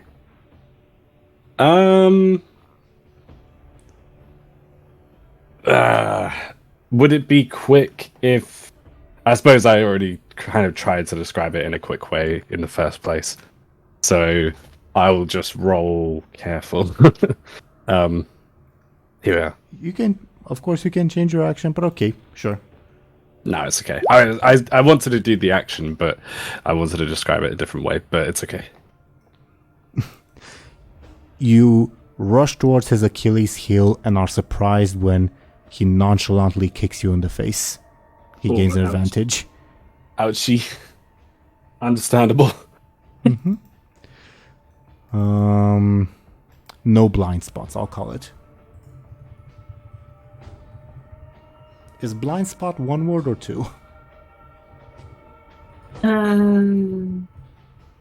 Good question. 1, I think. Okay. Thank you, Ashen. Okay. Like, I have a piece of above board advice, but I'm not sure if I should give it, because, like, I don't want to, like, backseat game you guys, so I leave it up to you if you want me to give that advice or not. Advice. This is advice not, like, from a DM to you guys, the players, but rather from, like, a third party, like, at you, if that makes sense. Sure. I'm done. Yeah, okay. Let's hear it. I'd sort of like a unanimous vote, because, like, unwelcome advice can be unwelcome. So... Sure. I vote yes. Yes. Yeah. Typically speaking, in, like, Fate Accelerated boss fights, when you have, like, a boss that's above and beyond, like, what everyone else in the party can match in terms of stats, the usual strategy is to, like, give one player assists and advantages and have them sort of fight one-on-one with the assists and advantages, instead of like throwing a bunch of weaker attacks that the boss can take care of nonchalantly. Make sense? Yeah, it does. Okay. Anything else on your turn, Muninn? No, that's it. That's everything. Okay. Crowd's turn. Once again, we do the thing. Let me roll if they recognize you. Nope. Who shall roll flashy on the behalf of your party? Can I do it even though I'm hiding? If you can justify it narratively. I don't think I can. They're not even fighting for a loss. They're just... Oh no. I don't know. Does anyone else has any ideas for why should I roll? Maybe like you could poke your head out, do the flashy roll, and then go back into hiding, like a whack-a-mole or something. But like, because last could be like what's the word? Like a voice without a body, if that makes sense. So like, there's so much commotion going around in the crowd of Oh, NPCs. right. So like, if someone's shouting, "Do this, do that," it doesn't really necessarily matter like who's saying it. Maybe, yeah. I would accept that explanation. Alright, he'll yell things like, sorcerer, kill him. Evil guy. Sure, give me a flashy. 7. The fiery spearman succeeds. Really? Oh no! He says the 8. Yeah, he rolled an 8. The crowd... Go ahead. I mean, they weren't really helping us anyway, so... They gave Anghel an assist, which was pretty Yeah, valuable. it was helping. The crowd, like, when they were cheering for Anghel, they were all, like, wholesome, for lack of a better term. Like, yeah, you can do it, and all that. Now, Mercurio as they are, they start cheering for the spearmen, and instead of saying things like, go for it, you can do it, they start yelling, kill him, stab him, like more, like what you'd actually see like in a gladiatorial match, let's say. So they will spend their turn giving the spearmen an assist. Oh shit. Angel's turn. Okay, shit, we don't have this. Okay, let's try though. What are you doing? I guess ladling him. Sure. As always. Give me a forceful, your stunt will apply. Yeah. Oh shit. He was at a 9 with the crowd's assist, now he has a 10. Oh well, he has a plus 10, rolling a 10. So he gets an advantage. Oh no. Should I do something about that? Oh god. I don't know.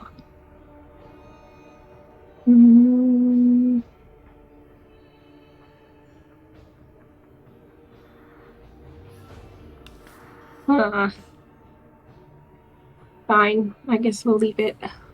Okay. He'll get another charge on Child of the Sun, because that's pretty much what he looks like at this point. Like, he bats your ladle aside, throwing you off balance, and like it almost looks comical, like say if a child tried to assail a giant statue with a ladle and like was hit the statue and the ladle bounced off of the statue comically. That's sort of what it looks like. Oh. Okay, fine. No longer ladle justice. I mean, the advantage is still there. Either way. Top of the round, it starts getting warmer. Oh god, now he's going to be even more strong. Well, it starts getting warmer and warmer, like pretty much unbearably so, except for him.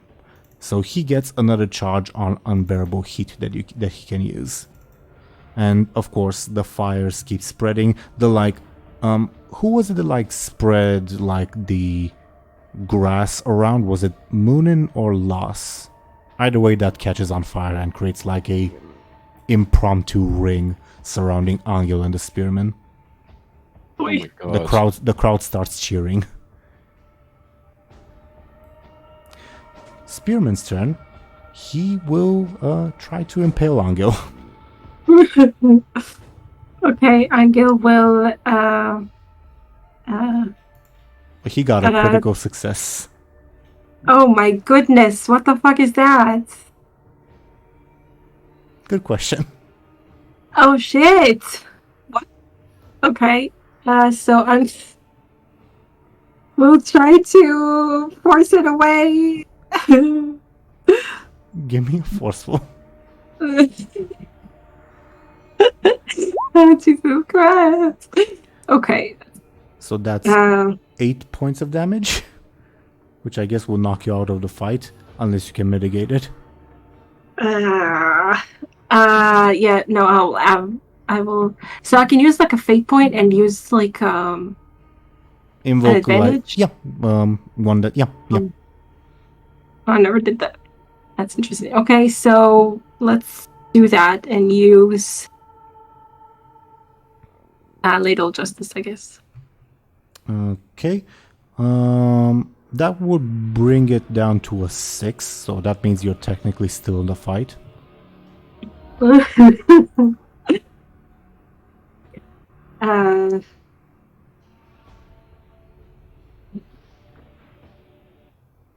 Should I try to do more? I don't know. I guess it will be the difference between a level 6 and a level 4 consequence. Level 6 and a level 4, right? Consequence, yeah. In the short term, it wouldn't matter, because, like, say, whichever consequence you take, if you then take one more point of damage, either way you're done. But I guess it would matter more long term, because obviously level 6 consequences stick around for a while. So the choice is yours. Fine, whatever. We'll just go with the 6 consequence then. Okay. Level 6 God. consequence is a severe injury, like a crippling injury. He impales you with his spear. Oh no. Yeah, and he, like, very gruesomely, like, lifts you with his spear, like to the heavens, metaphorically speaking. The crowd starts cheering wildly. You're in a lot of pain, Anghel. Oh no. We're on. Illona, on your turn. Are you still running? Yeah. Once you make your way past the mercenaries, you will see the, like, roamy, like, community, for lack of a better term. They're mostly nobles, but also merchants and some just, like, general townspeople, who seem very, very scared to see a woman suddenly run in their direction.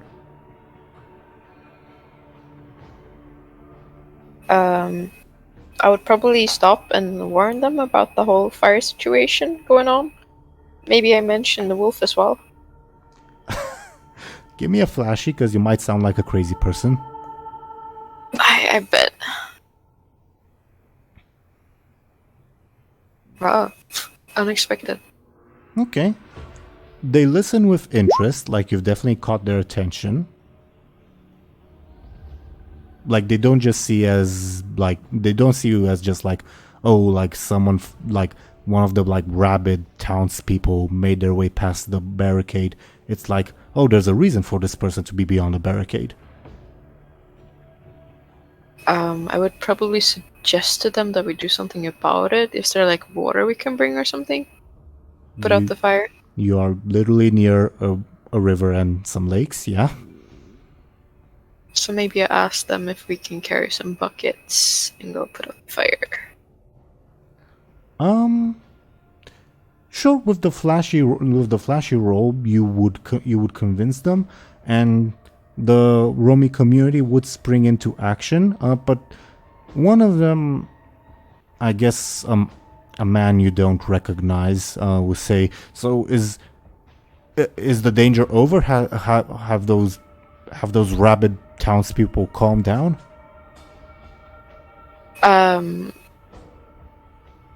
For the moment, they seem very distracted with the events. Nice choice of words, above board. Okay, then yeah, they will start gathering water to begin firefighting efforts. So good job on that. Yeah, boy. Meanwhile, you see the mercenaries running towards you in the back, but like they won't catch you because you like left them in the dust before. All right. What do you do? Do they see me, the mercenaries? Just because it's a fairly large road, yes. Very large and fairly empty at the moment. Yes, they would see you. You can try potentially to like blend in with the crowd of Romy like also assisting with the firefighting. You can try to use them as a screen to run further away, or you can just run without like any of the subterfuge. I'll try to merge in as much as possible with them. Can I get a sneaky from you? Ho ho ho ho, it's time. I'll use a fate point, thank you. What are you invoking? Master of Escape. Bam, gone. Nobody saw me. This is technically an overcome roll. Tie on an overcome means you succeed at a negative cost. I'll take the cost. I'll take it. Okay. Let me think. Wait, I still have birth inspiration? You do. It's on the screen for a reason. I thought I used it before. Okay, then You I'll used one charge of it. You have to.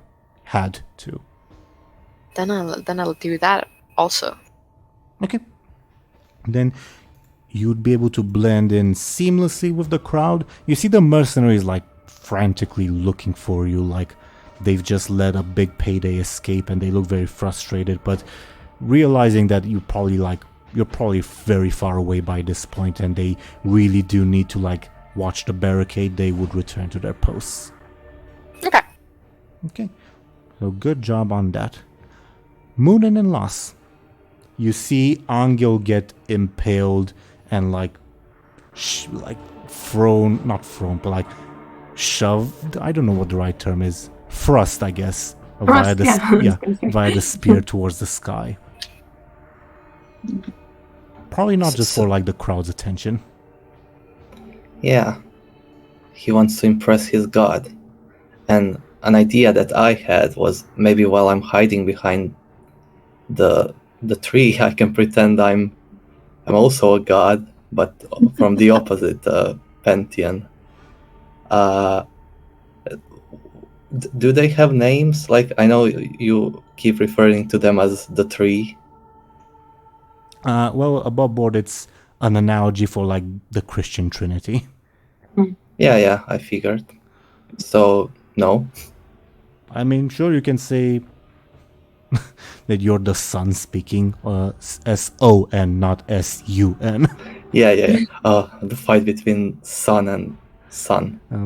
Is it homophones, or is that the term for like words that sound the same? Either way. Yeah. Either way, you can do that, of course, but I definitely count it as sneaky. Sneaky? Pretty much Not by definition. flashy. Pretty much by definition, sneaky.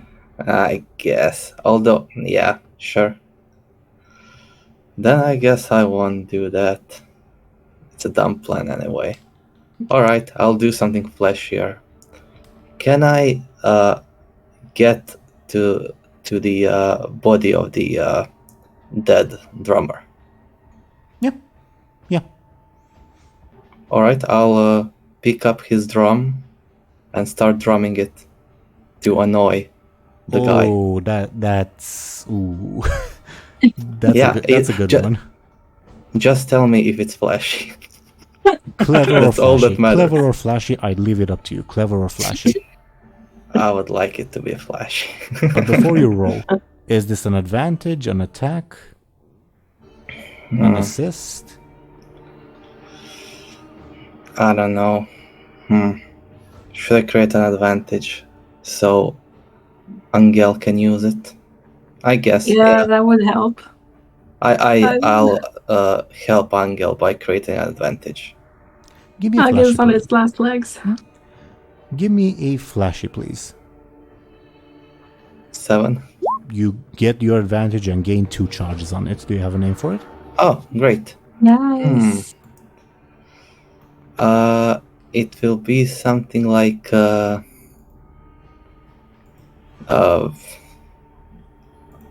don't know what was his. I can make a parody of the drummer's advantage. I deleted Yeah. Dunk to save It was space. some kind of rhythm. I don't know. Enchanting drumming. Or something. Yeah, I don't know, something like annoying drumming. Yeah, okay. That's definitely very accurate to what's happening. Not very poetic, but sure. Okay. Anything else on your turn? No. Okay. Muninn? I think Muninn would try and... I'm not really sure. I think Muninn would try and quickly slice at the spearman's hands or arms, unspecifically, to I will again repeat that a ring of fire from the dead vegetation is currently surrounding the spearman and Anghel. You can try to make your way through it, but it'll probably hurt. Oh, I'm outside it, sure. Okay. Could I do... Could I, do exactly as Lars is doing and, just piss off the spearman by doing what he's doing with him? There's only one... both of you playing on the same drum? Yeah. Hell yeah. Sure. Could I do that? Again, clever or flashy. I'm more leaning towards flashy because it was Lass's idea, but I would also allow clever. Go ahead. Okay. I will do clever because I'm a coward. DoomGoblin, would you allow, just for simplicity's sake, these charges, because Muninn would get 2 charges, to be also on annoying drumming, or would you ask that? Sure. Okay. Yeah. Awesome. Duly noted. Okay. Crowd's turn. While I type stuff in, who shall be rolling flashy on your party's behalf? I will. Well, okay. First of all, let me see if the crowd recognizes you. Oh no, they forgot who I am. The answer is no, meaning Muninn or Anghel. And, okay. Please roll flashy to see whose side the crowd shall take. 7. Okay, they're on your side this time. They are intrigued by this new development, and they recognize, the taunt that you guys are doing.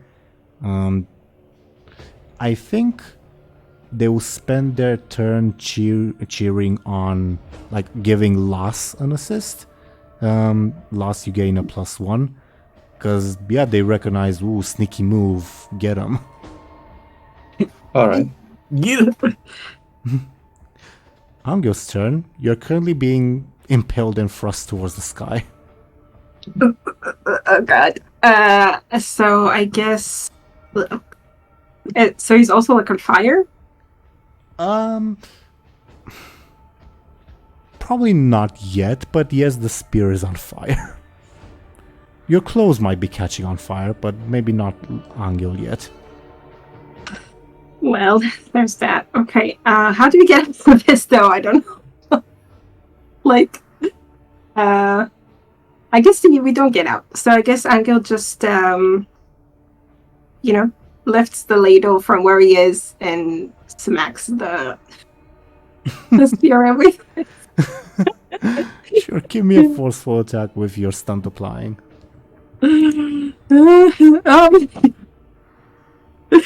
Okay, we're definitely doing a reroll here. He's definitely off his game too with that roll. What are you invoking? I'm invoking Ladle of Justice, of course. Wow, it's really a lot easier to use advantages rather than aspects. Would you? So you're spending a fate point, correct? Because you don't have a free invoke on it. Yeah. Okay, give me a reroll. Please. Okay, I'm gonna use no blind spots to also reroll.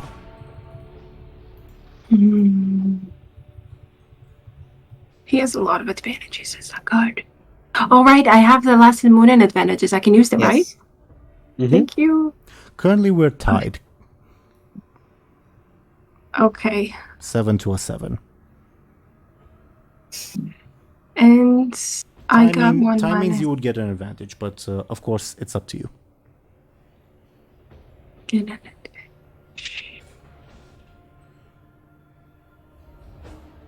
I would suggest doing as much damage as you can.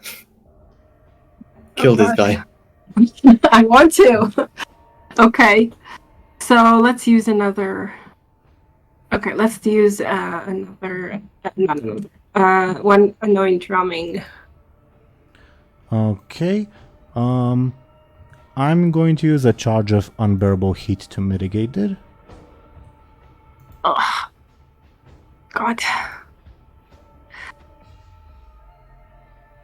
Okay, let's do that again then. Annoying drumming. And I'll use my last charge of unbearable heat. My last free charge, I should say. Goodness.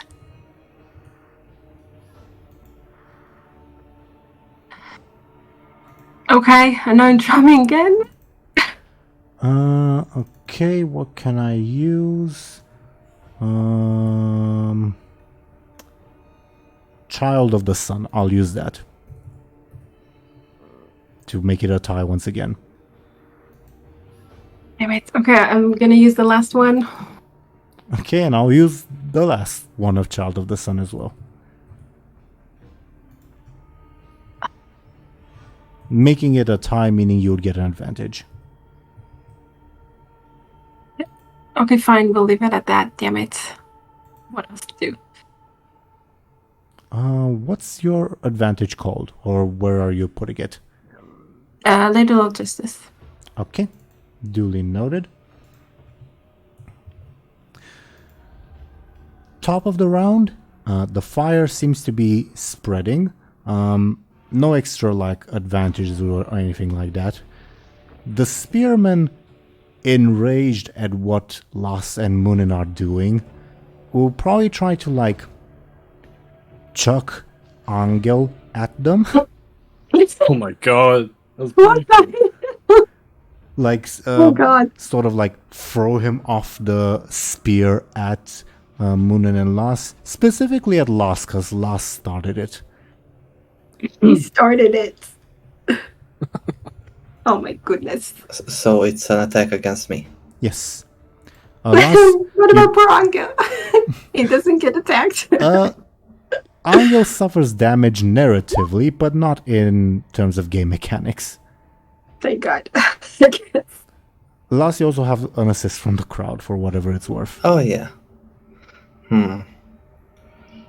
Can I somehow distract him by playing the drum even louder? Although that would make him even more angrier, and that wouldn't do me any favors. But I would accept it because you're throwing him off his aim. Yeah. Sure, give me a flashy defense. That's a 6.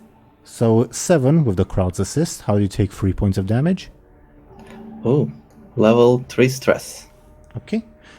Anghel lands onto you, throwing you, maybe even Muninn, although Muninn also doesn't suffer damage, throwing all of you guys to the ground, and the spearman just, for narrative's sake, roars in anger and charges towards you guys through the flames. Illona's turn. Illona, you're currently assisting the Romy community gather water. Do you do anything? Do you try to talk to anyone? Do you do anything on your turn? I try to just gather water and get there with it. Can I get a careful from you to see how much you help the firefighting efforts? A decent bit, okay. Alright. Anything else? Just asking how long more we're going, because... Maybe this round and the one after that at most, I think. Alright, sounds good. Okay. Muninn and Lass?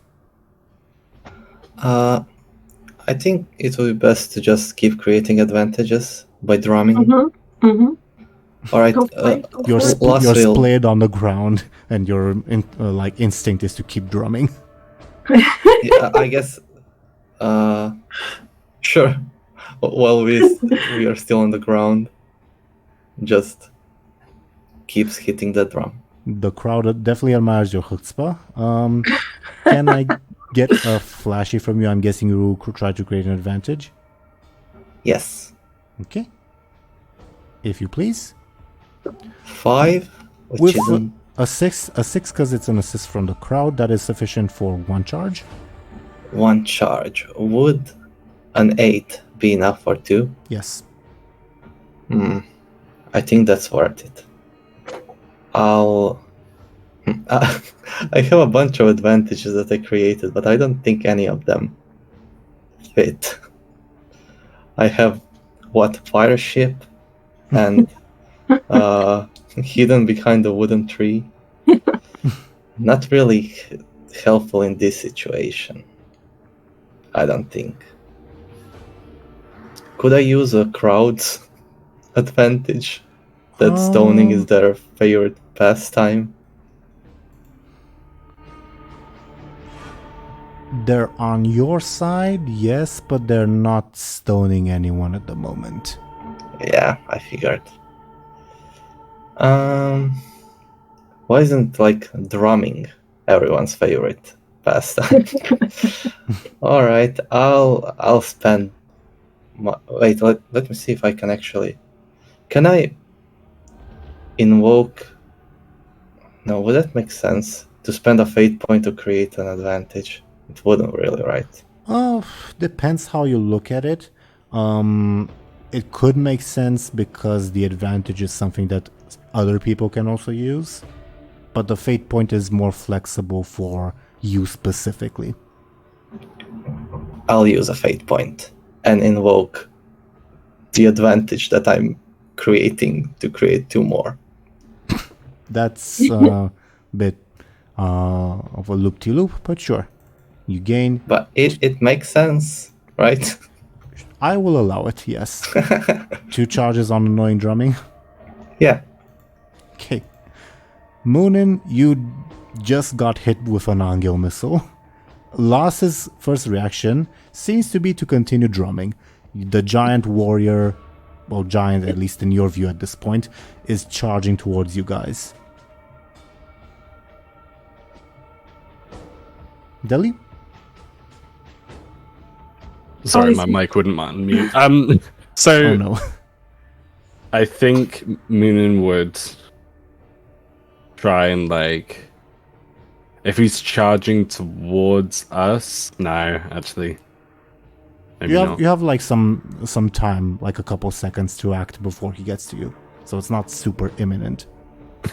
I don't know if this is a good idea, but could Muninn try and so the guy is running towards us. Could Muninn try and at full speed run towards him as well and slash at his legs as the kind of I imagine it in in samurai films, the 2 samurais both draw their swords and one of them gets cut in half kind of thing. Sure, I take it as a quick or careful attack. Okay, quick. Could I get a +2 on that as well because of my stunt? Sure. Thank you. Not good still. Muninn's very reckless today. I don't know what their issue is.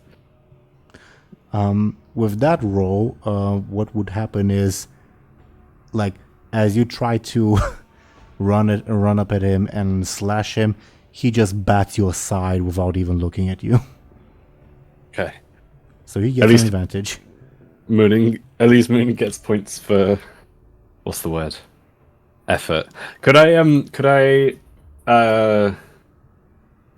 yeah, I think I will. Could I spend a fate point so he doesn't get an advantage? Invoking. Is adept with small daggers. That'll make it a 7. Yeah, that will be sufficient. Sure. Okay, cool. And then that'll be it. Unless you improve your roll. No. Crowd's turn. For the crowd. Once again, I'll roll to see if they recognize any of you.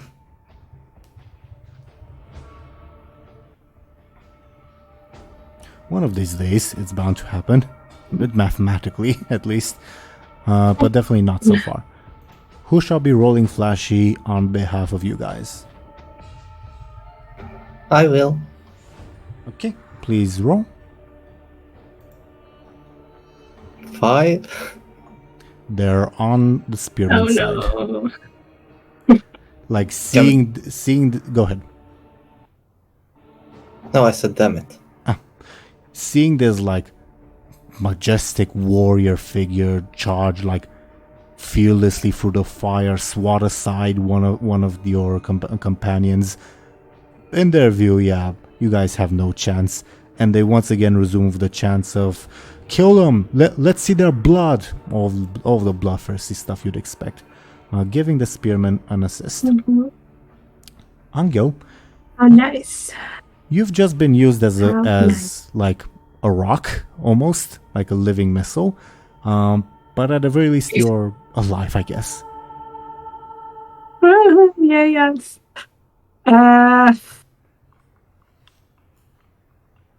Maybe I'll create advantages too, so we can pile up something. But how?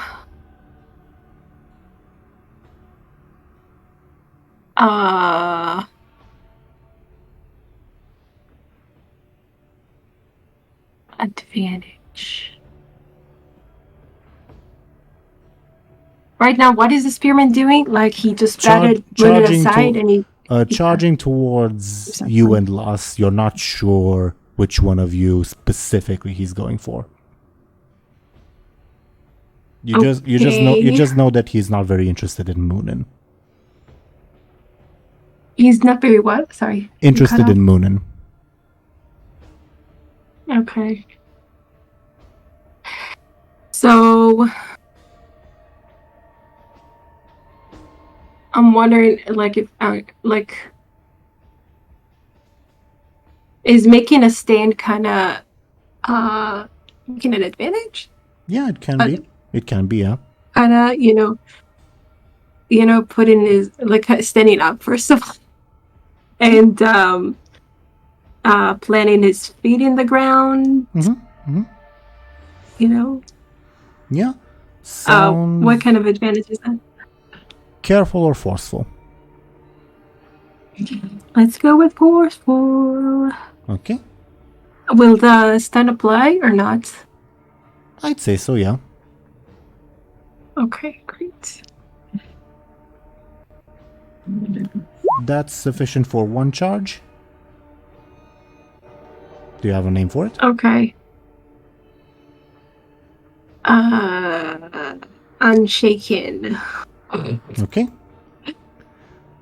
To like definitely the crowd's surprise, you managed to stand up and like seem ready to fight. I don't know how, but yeah. Unshaken, you said? Yeah. Okay. Okay. Top of the round, the fire will continue to spread. Like from the point of view of you guys, it almost seems like this guy as well is also on fire because of like the blaze going on behind him. As for whom he will attack, I guess if Anghel like puts himself in front of Lass, I guess that means he would go for Anghel. So Anghel, how do you defend yourself? Of course he picks up his I could have used never mind. He picks up his ladle and yeah. Sure. Try to parry, I guess. Let's see. Yeah. With a forceful. Okay. That'll be four damage. Okay, 4 damage. And it's a pretty good one. Any more damage you take, you'll be out of the fight, I'll mention. Yeah, I know. So it has to take... Okay, so we'll have to take the Unshaken. Use that for a +2. Okay. And also, one of Lassa's advantages. Can I? Yeah. Okay. Okay. And not really anything that I can use. I'll save my fate point. Don't think quick strikes really applies because he's more bow charging rather than striking quickly. So okay, you make it a tie, meaning he gets an advantage. I'll put a charge on Child of the Sun because he looks very, very intimidating. You parry with the ladle, barely, but you do. But it still looks like a David and Goliath situation. Even though, like at the start of the battle, like you guys were pretty much the same height. Now, you're not entirely sure if his height has changed or anything, but it definitely feels like you're up against a Titanic opponent. Make sense? Yeah, I feel it. Illona, your turn. Again, Ashen, this will be like the last round before we wrap up. Do you do anything other than helping with the firefighting efforts? Can't think of anything else now. I just help. Okay. Of course, do let me know if you, for instance, want to talk to anyone or anything like that. Shall we go to the next person in the initiative? Sure. Muninn and Lass? Alright, I guess Loss will also get up and keep drumming. Same thing, trying to create a flashy advantage, I'm guessing? Wait, let me see. If I would attack, I have, what, +7 in flashy? No, +6. And I have an advantage that I can use. Maybe not such a bad idea to attack, you know? What do you guys think? Yeah. How much does he have? +9? He's at a +10 because the crowd is assisting him. Oh shit. Yeah, not... maybe not that good of an idea. I mean, at some point, someone's gonna have to attack. Yeah. We should really decide who attacks and then give an assist, I think. Yeah. Or make advantage or something.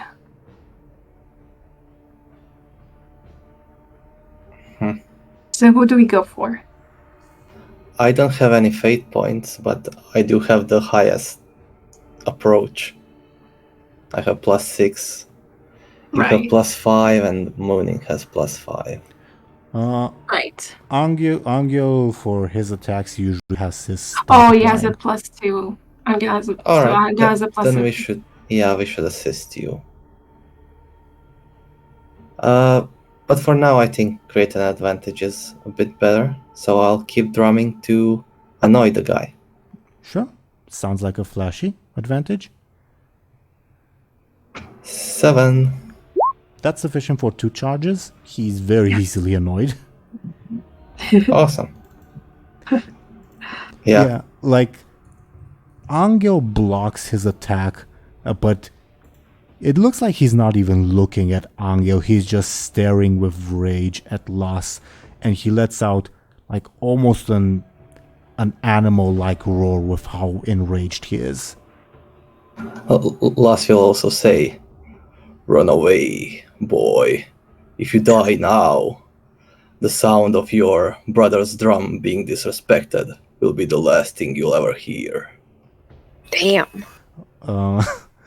Above board, that's not what's annoying him. Above board, but you can say that, of course. Whatever, yeah. I thought that was annoying him, but alright.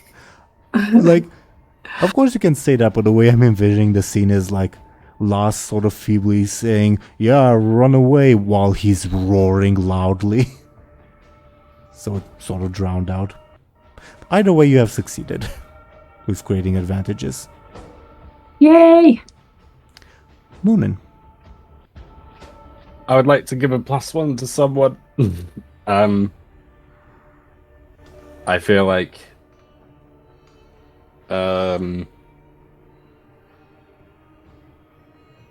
could Muninn give a +1 to whoever needs it by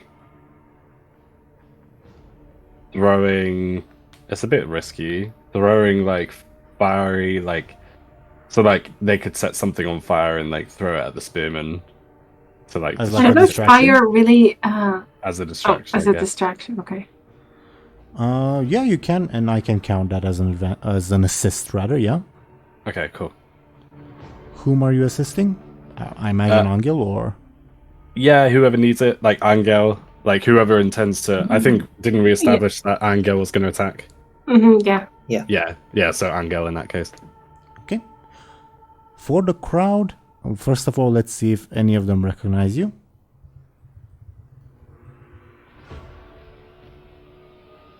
Oh, Oh no. Oh no. like the like shouts of like kill them, spill their blood, like start quieting down, and they like start murmuring among each other. That's one strike.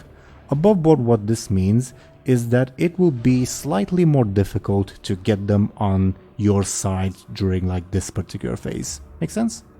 How will it be difficult? Like I'll give you a -1 on your roll. Oh shit. Okay, that's great. Okay. As they like start feeling suspicious that wait, maybe are those guys worth money? So, who shall roll flashy on behalf of you guys? I should. Then please roll.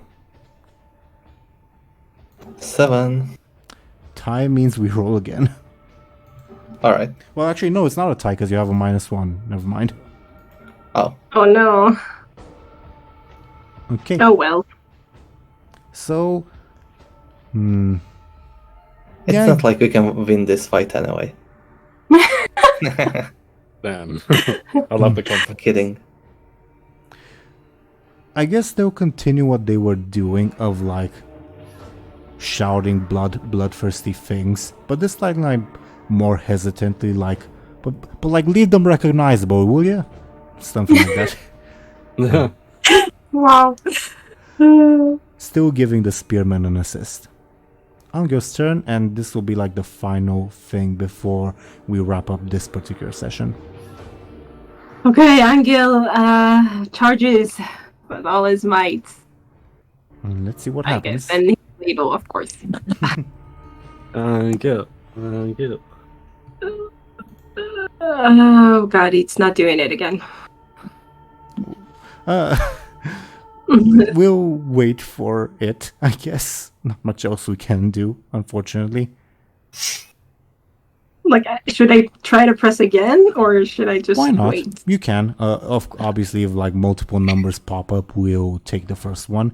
The alternative is I can roll manually for you. Up to you.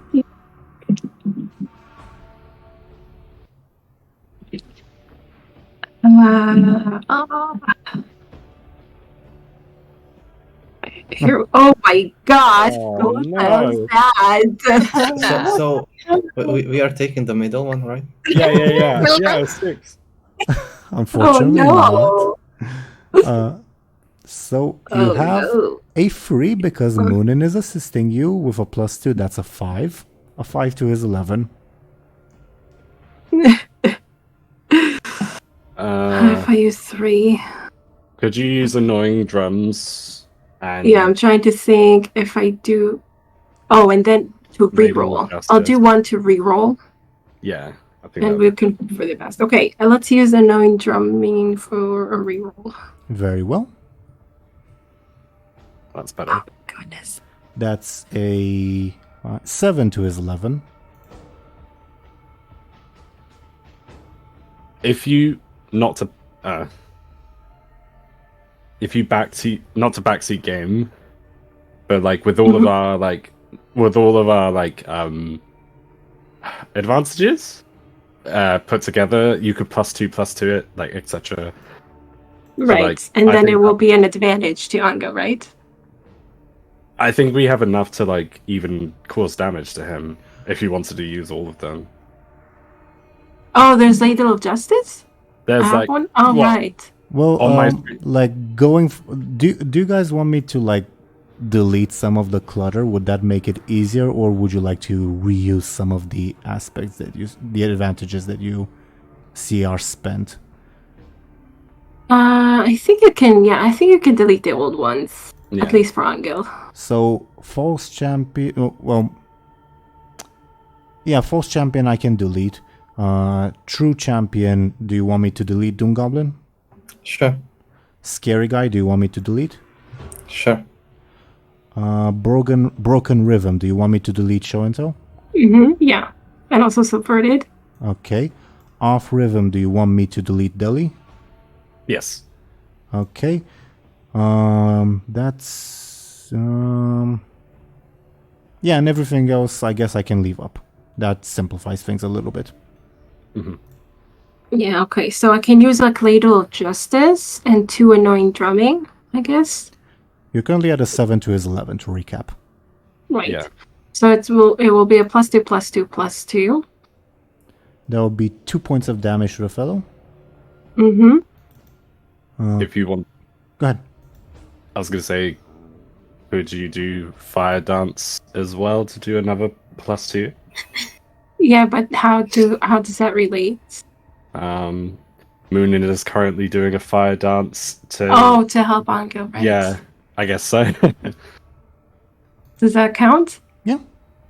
Okay, awesome. Okay, so that too. So let me do some math. 9, 11.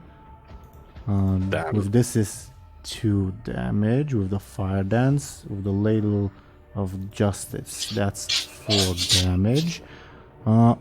I will use a charge of Child of the Sun and a fate point to bring it to a tie, which is my last fate point. Well, not that it matters because they refresh come next session. Right. Oh, I should use a fate point. Let's use a fate point. Okay, I'll use a fate point. Thanks for the reminder. Or Ladle of Justice, I guess. Doesn't matter. Sure. Do I have anything? Technically, I have Anghel's level 6 consequence, but I'll save that for later in case I need it. I forgot about that. I'll save it for later because I might need it. What's the level 2 consequence you inflict on the fellow? A 2 is like a minor injury.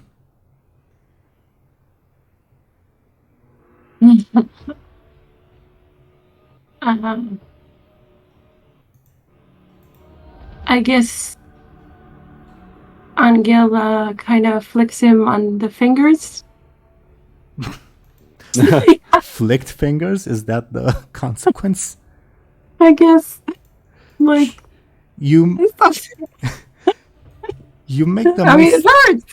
You make the most pathetic looking of hits, but it's just like the sheer like chutzpah and just like bravery that you exhibit is enough to like shake him a little bit, I guess.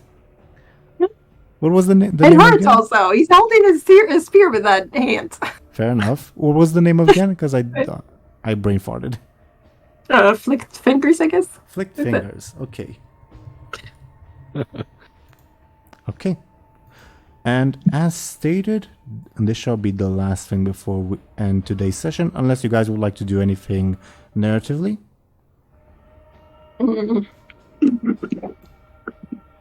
Not for my part.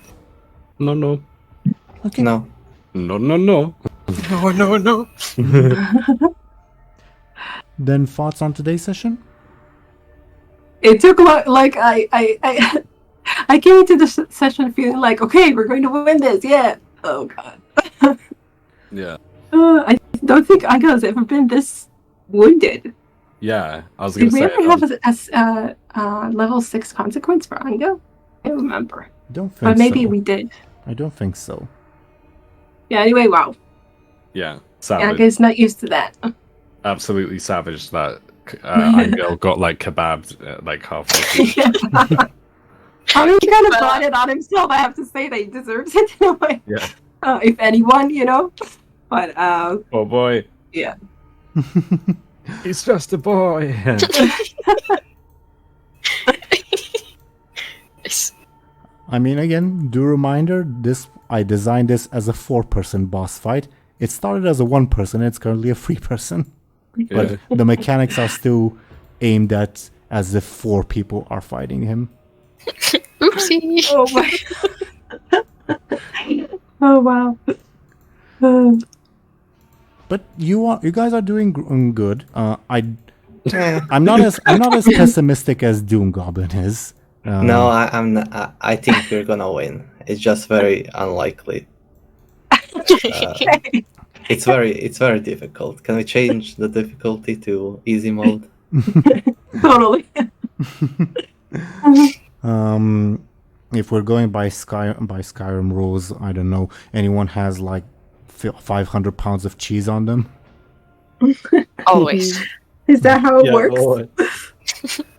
I guess for those unaware, in Skyrim, like if you like browse your inventory, it pauses the game. So yeah, in like the split second that the time is frozen, you can consume like 20 potions or 500 blocks of cheese or whatever, which restore health. Like that's the joke. Oh, okay. Oh. Interesting. Yeah. Either way, I think you guys are doing well. I think you guys are gonna win, but I'm not sure if all of you will survive. Yeah. I'm Nice. on the way back. I promise. I mean, it was established that like Greek or Rimlen underworld exists, and in Greek stories, like people can go in and out pretty often. Not like super often, but this party has literally brought a person back to life. Yeah. Yes. yeah. You So can it's just not the revive end, people. it's not such a big deal. Again, my general approach is usually to avoid fatal damage if like it can be avoided narratively. If it can't be avoided, I usually like offer that particular player like a Faustian bargain. Like, sure, I'll bring you back to life, but for some very steep conditions that they'll have to Okay. abide by. But we're not there yet. I hope we'll not be there yet, but it'll be very interesting if we get to that point. I kind of have to go now because the dog is looking at the door for like Sure, the past sure. 10 minutes. Do you mind if one of us does your shout out, Ashen? Oh yeah, I'd love to. Go for it. Go for it. Oh, like right now or okay? No, not right now, but like later. Okay. It was a pleasure playing though. It was really fun. Okay, take care of your puppy. I'm fine. Bye-bye. Yeah. Take Bye-bye. care. Bye. Okay. Meanwhile, and what else? Oh,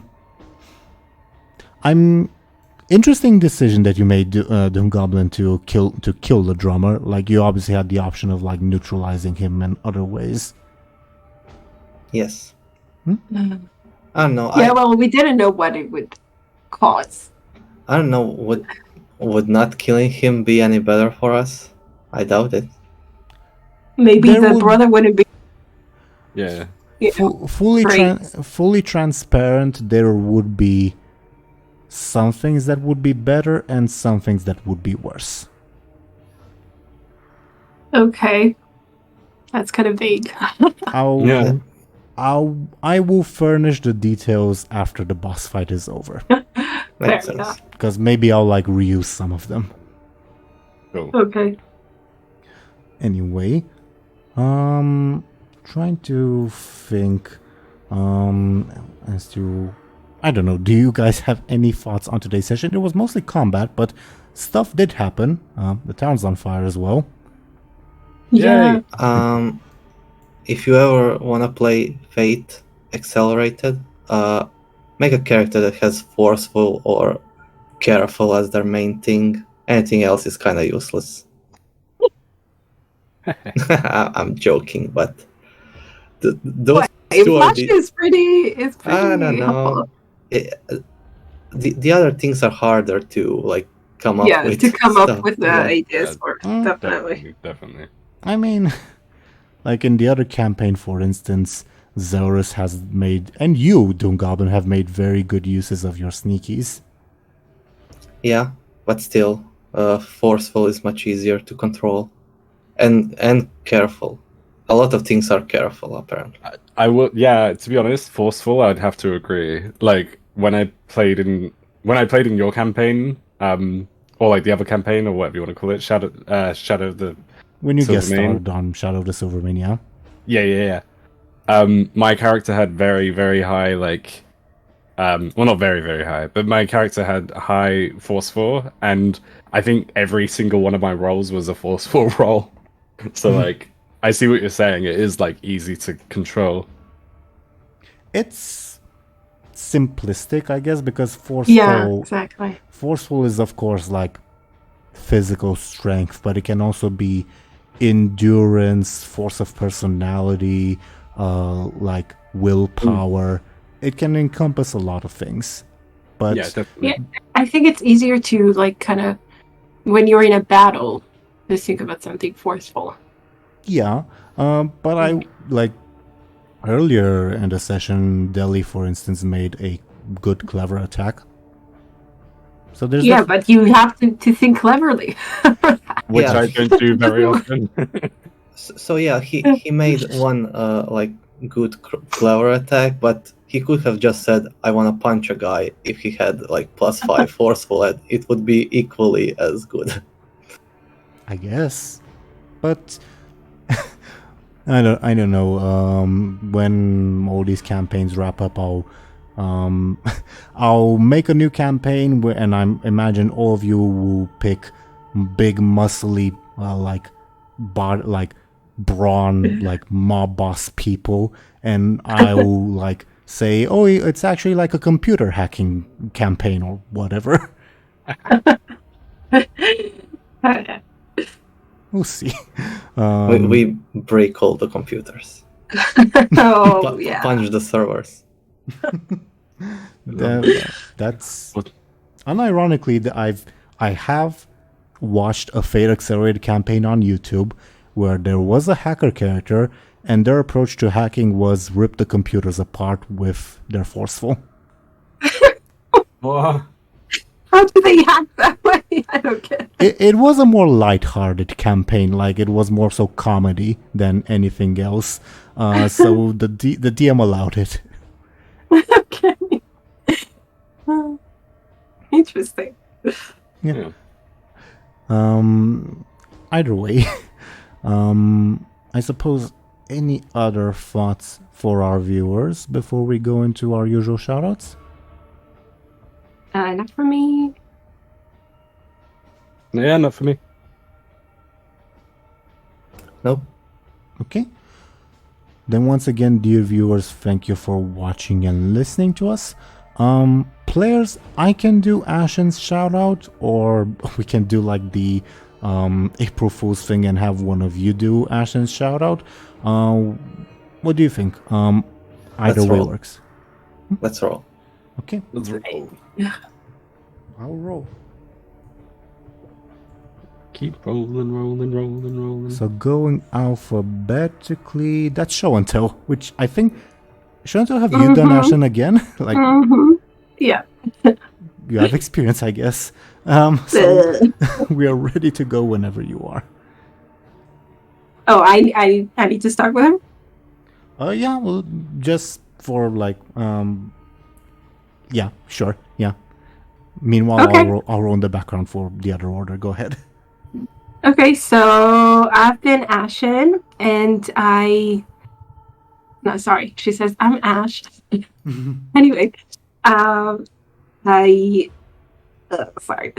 So I like to, paint stuff and craft stuff, and also I'm into bookbinding, and you can find me on my Instagram.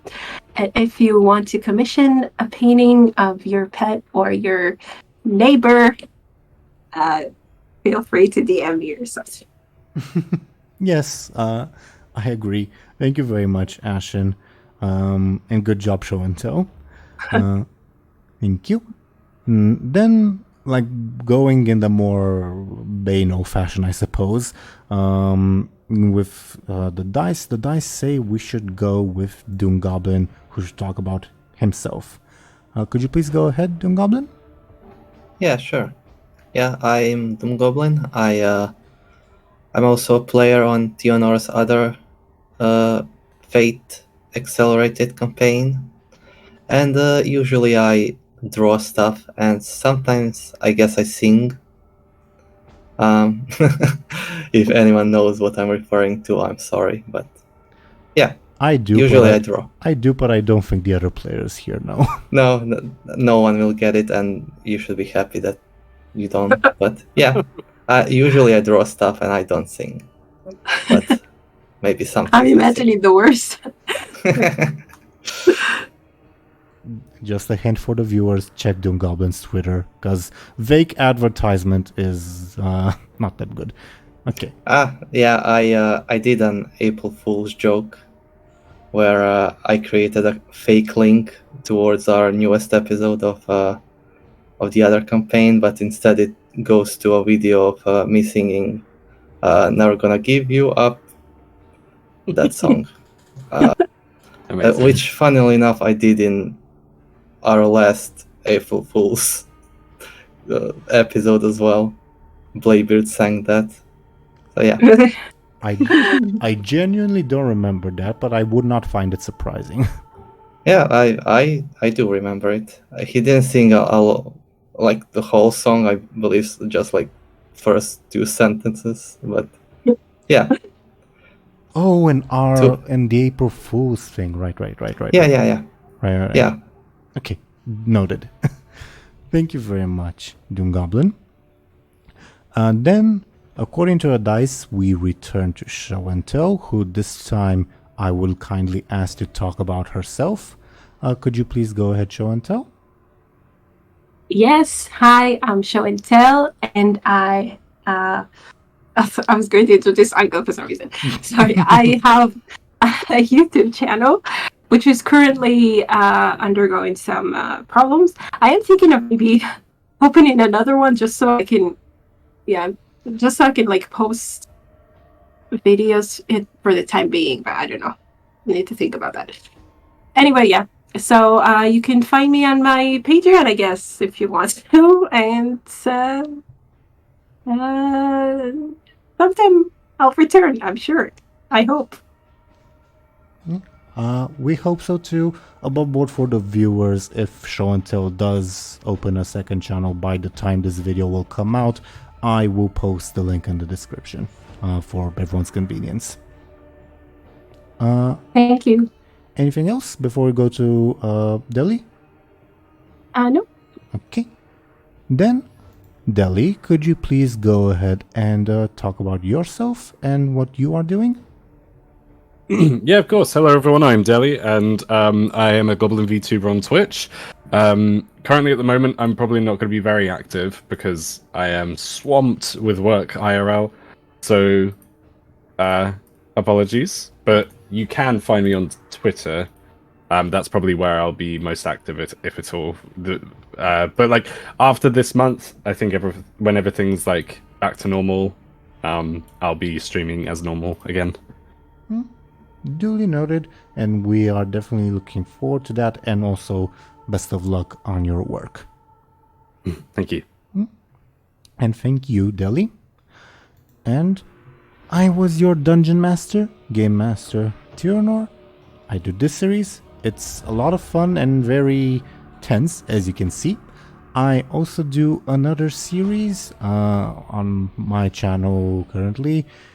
We're in the 3rd season. It's called Beacon in the Dark. We're at a very weird crossroads in the story, but we'll see what happens. Yeah. Other than that, thank you once again, dear viewers, for watching and listening to us. We should be back next week, but I will let everyone know on Twitter if we have to take a break. We'll almost certainly take a break at some point in April just because of the holidays, but I will again keep everyone posted on Twitter just for clarity's sake. But yeah, thank you once again, everyone, and see you all next time. Goodbye. See ya. Bye. Bye. Hello, says Ashen. I don't know.